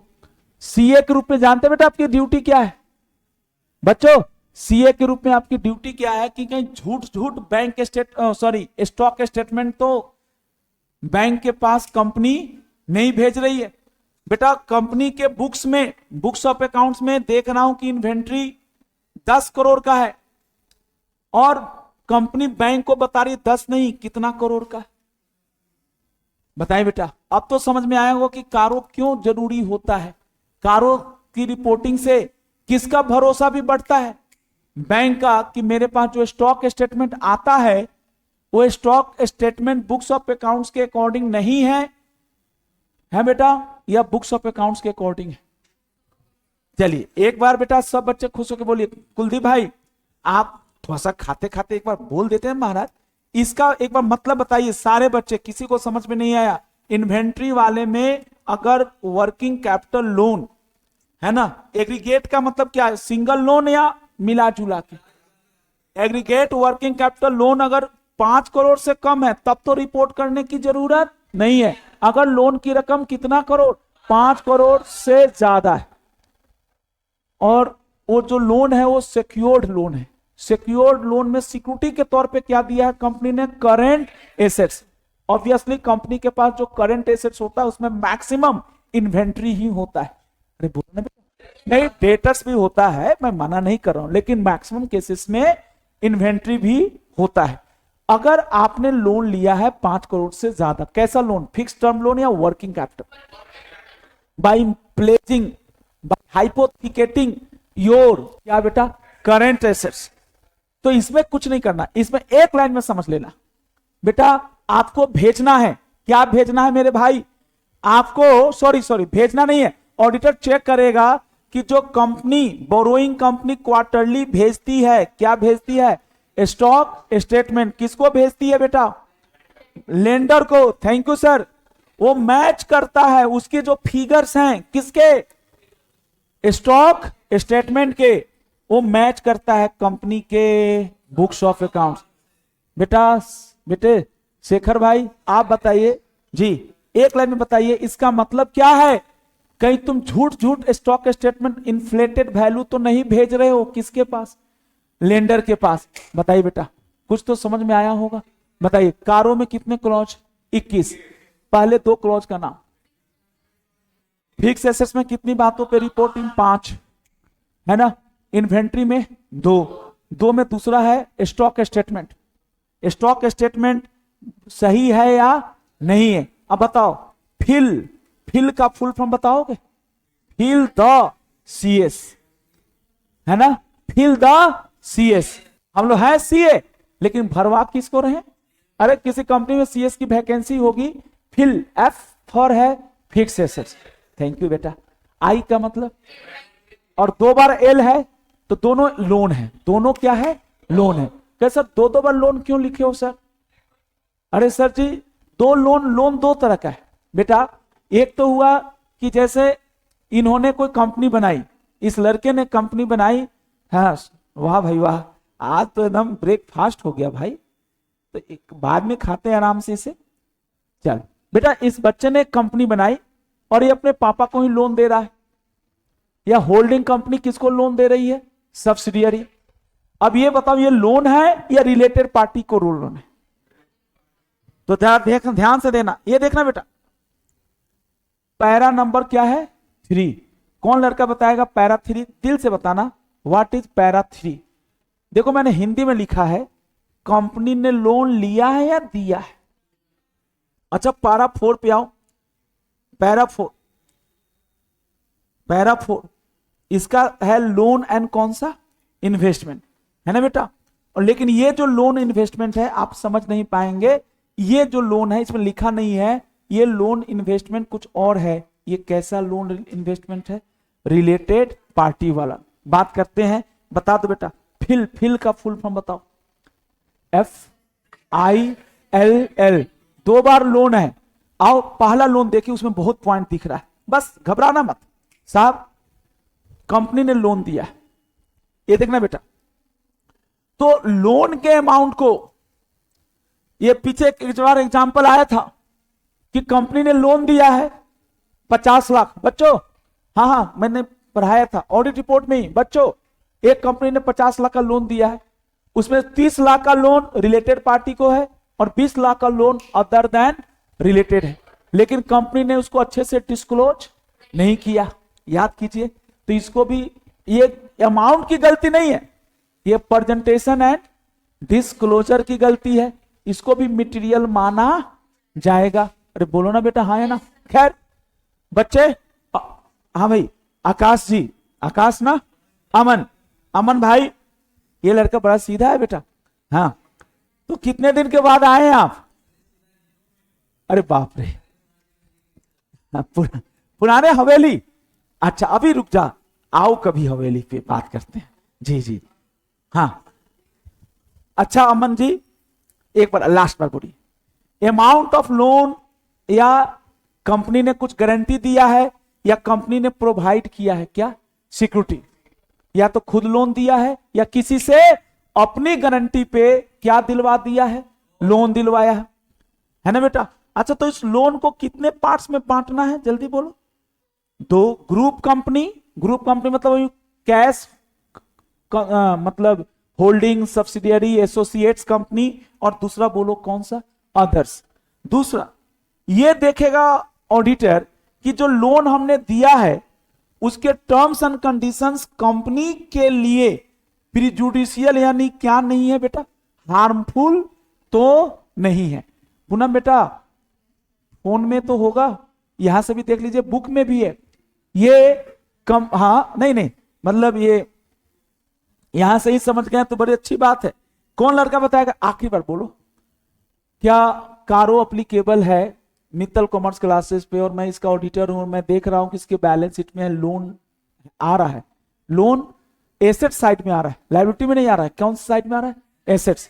तो लोन लिया या लोन दिया, तो मैं पता करूंगा जिन जिन टर्म्स एंड कंडीशंस पे लोन दिया है कहीं वो टर्म्स एंड कंडीशंस कंपनी के लिए डेंजरस तो नहीं है। आप लोग कंपनी लॉ पढ़े होंगे, उसमें सेक्शन 143 में इंक्वायरी करना पड़ता है कि अगर लोन दिया है तो उसके टर्म्स एंड कंडीशंस, जैसे मान लो मित्तल कॉमर्स क्लासेस ने लोन दिया है अपने ही डायरेक्टर को, बेटा मार्केट रेट है 12% और लोन दिया है सर ने 2% पे कंपनी, इससे कंपनी को 10% का नेट क्या हो रहा है, लॉस। सर इससे कंपनी के शेयर होल्डर को फायदा हो रहा है या डेंजरस है? बेटा फिर से बोलता हूं बेटा जी, लोन इन एडवांस हमने लिया है या दिया है? पहले तो ये बताना है कि तुमने जो लोन लिया सॉरी दिया है उसको दो पार्ट्स में बांट दो। ग्रुप कंपनी को कितना दिए हो, 100 करोड़ में से जो 100 करोड़ का टोटल लोन है, तुमने अपने सब्सिडियरी एसोसिएट्स को कितना दिए हो और आउटसाइडर्स को कितना दिए हो। दूसरा, जो लोन दिए हो उसके टर्म्स एंड कंडीशंस ऐसे तो नहीं है जिससे कंपनी को फायदा के बजाय क्या होता है, नुकसान। उदाहरण दो, एक एग्जांपल दो। कंपनी खुद कर्जा लिए 12% पे मार्केट से, और वहीं सब लेंडिंग की है अपने सब्सिडियरी को 2% पे, दे रही है 12% और ले रही है पीछे से जो सामने वाला पार्टी है उसको, जिसको हमने कर्जा दिया वो 2% दे रहा है और हम घर से दे रहे हैं कितना परसेंट, 12। नेट लॉस हो रहा है कितना का, 10। अब बताइए बेटा, सीए का रोल कारो आने से घट गया या बढ़ गया? बढ़ गया। बहुत अच्छे। क्या जिसको हमने लोन दिया है, बेटा आपके पापा जब लोन लेते हैं तो बैंक वाला शुरू में ही आपके पापा को मेल आईडी पे, और आजकल तो ऐप वेब चलने लगता है, भेज देता है। क्या भेज देता है, रीपेमेंट, कि किस महीने में कितना मूलधन कितना किस्त। आगे के अगर 15 साल का लोन है ना बेटा, तो 15 साल का स्टेटमेंट 20 पीडीएफ पन्ने में भेज देगा कि लोन 2040 में खत्म होगा और आपको इतने पैसे देने हैं।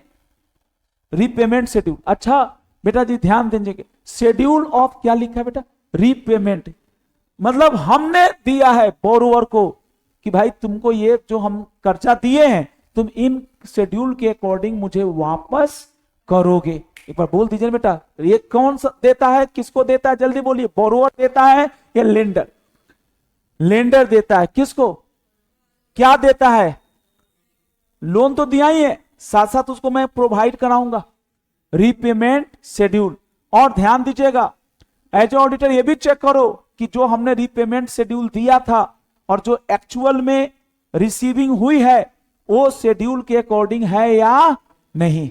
एक बार और बताइए नीरज भाई, अगर कोई लोन एंड एडवांस ड्यू हो चुका है, ओवर ड्यू हो चुका है, और ओवर ड्यू का पीरियड 90 दिन से क्या हो चुका है, ज्यादा, यानी पहले 90 दिन की कोई दिक्कत नहीं है, तो क्या कंपनी ने लीगल एक्शन लिया है कि नहीं उसके रिकवरी के लिए? किसके रिकवरी के लिए?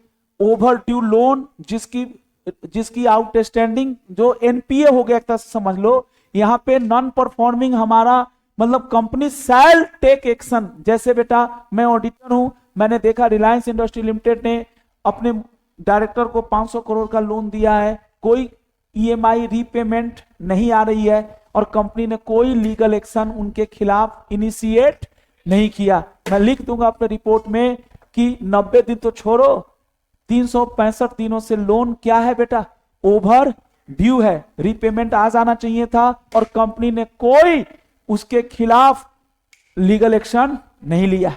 सर कितना दिल से पढ़ाया आपको, आप लोग भी दिल से पढ़ लेते तो मजा आ जाता। एक शब्द होता है लोन रीस्ट्रक्चरिंग। क्या होता है लोन रीस्ट्रक्चरिंग बेटा जी? ये क्या होता है लोन रीस्ट्रक्चरिंग?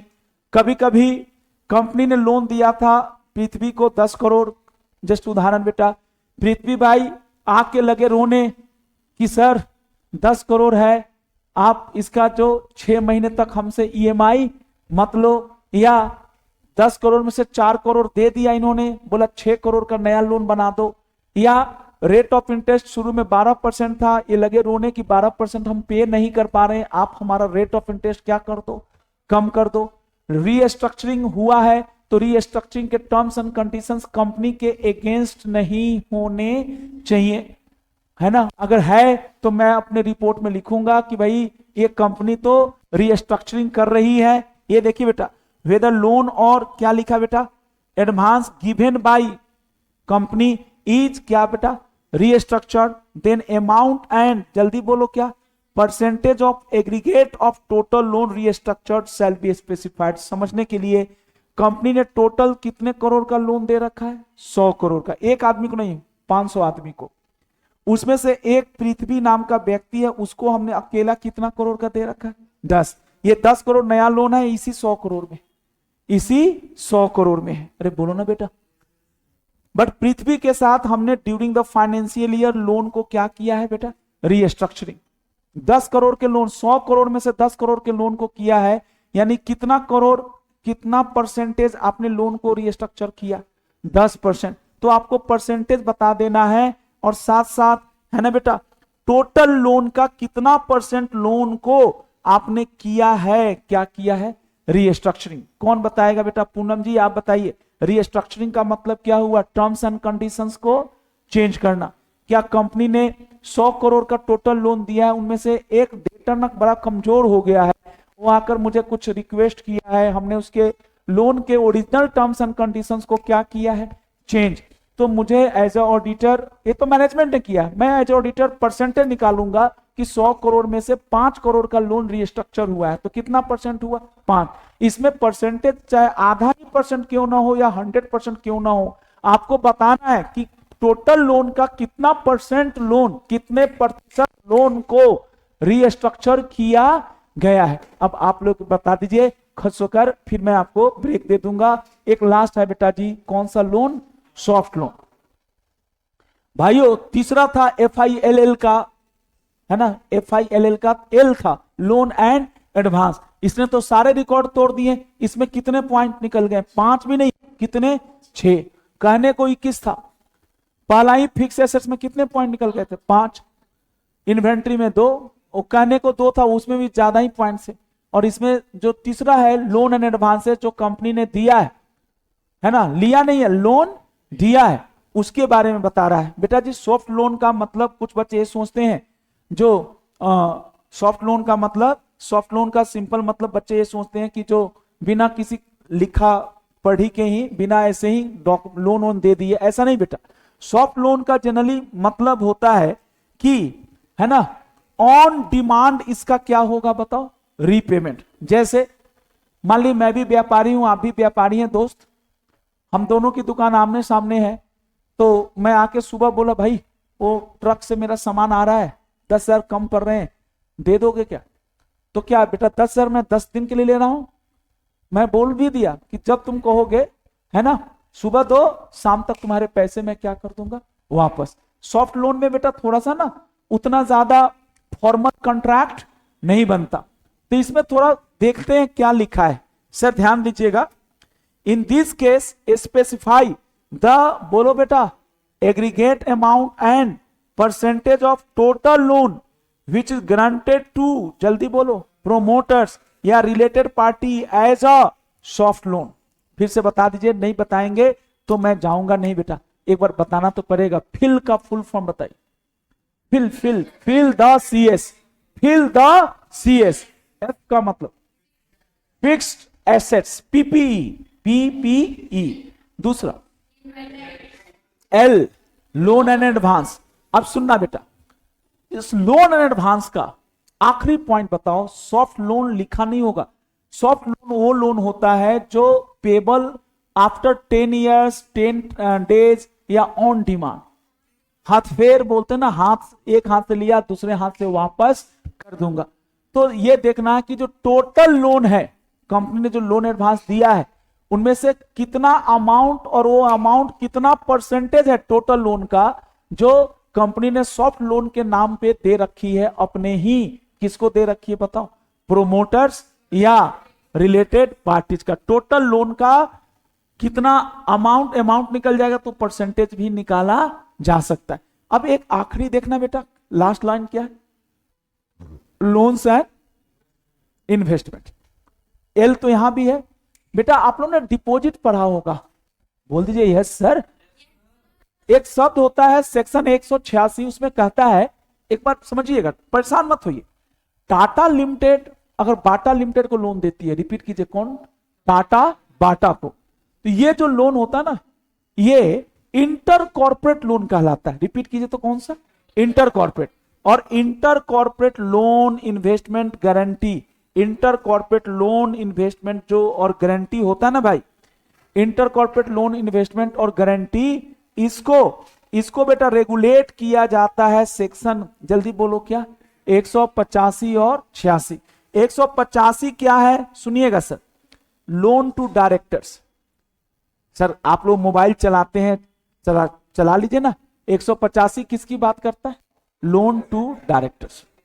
और 186 बात करता है इंटर कॉर्पोरेट लोन, जहां पे टाटा बाटा को यानी कंपनी को लोन देती है। अच्छा बताओ, दोनों में वाइडर कौन था? ऊपर वाला। उसमें लोन दिया गया चाहे आप रिलेटेड को दो या अदर को दो। 186 में है कि अगर कंपनी ने अपने डायरेक्टर्स को लोन दिया है तो कंपनी जेट के सेक्शन 185 में SR पास करना होता है। रिपीट कीजिए, स्पेशल रिजोल्यूशंस। या टाटा बाटा लिमिटेड को लोन देती है एक लिमिट से ज्यादा, तो एक लिमिट होता है 186 में, तो उसके लिए SR पास करना होता है। SR मतलब स्पेशल रिजोल्यूशन। तो क्या अगर लोन दिए हो तो अगर उस लोन के ऊपर 185 और 186 कंपनी जेट का अप्लीकेबल है, तो जो कंपनी जेट के प्रोविजंस हैं कंपनी ने उसको फॉलो किया है या नहीं? मुझे बताइए, इसको अलग से बताने की कोई जरूरत थी? जब 6 पॉइंट लिखे थे तो 7वां भी लिखते थे उसी में कि अगर वो जो लोन दिए हो उसके ऊपर कंपनी जेट के प्रोविजन अप्लीकेबल हैं। खास करके सेक्शन कौन सा बताओ? 185। तो ये भी ऑडिटर के रूप में रिपोर्ट में लिख देना कि कंपनी ने वो प्रोविजन पूरा करके लोन दिया है या उसका मजाक उड़ा के लोन दिया है। बेटा आप नहीं बोलेंगे तो फिर मेरा मेहनत बेकार हो जाएगा। थर्ड और फोर्थ में क्या अंतर है? थर्ड में भी लोन है, फोर्थ में भी लोन है, फिर अंतर क्या है? मेन रिपोर्टिंग किस में थी? जल्दी बोली, छोड़िए।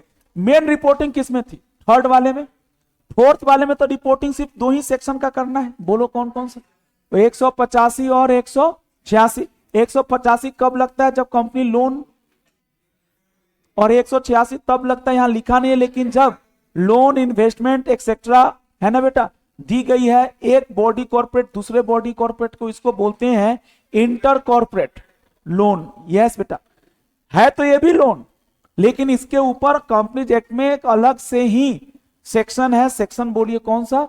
186। आप लोगों ने पढ़ा होगा डिपॉजिट की परिभाषा में इंटर कॉर्पोरेट लोन जो 186 में रेगुलेट होता है उसको डिपॉजिट की परिभाषा में रखा नहीं जाता। आपने सुना होगा ना 18-19 तरह के अमाउंट डिपॉजिट की माने नहीं जाते। तो वही बात यहां पे समझाया।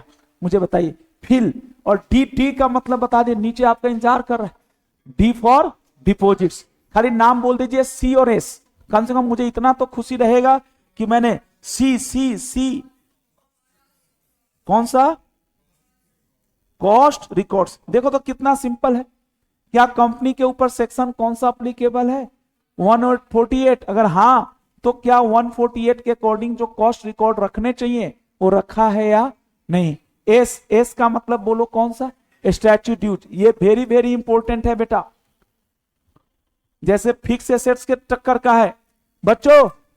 अगर मित्तल कॉमर्स क्लासेस पे अप्लीकेबल है, क्या अप्लीकेबल है, कारो, और मित्तल के ऊपर जीएसटी का डिमांड आया है 5 लाख का, और मित्तल सर ने इसके खिलाफ अपील कर दिया है, तो सीए साहब को लिखना होगा अपने रिपोर्ट में टेबुलर कि मित्तल सर के ऊपर कितने लाख रुपए का डिमांड आया, 5 लाख, और हमने इसका अपील है ना, या इनकम टैक्स का डिमांड आया है और इसका अपील हमने आईटीएटी में फाइल कर दिया है।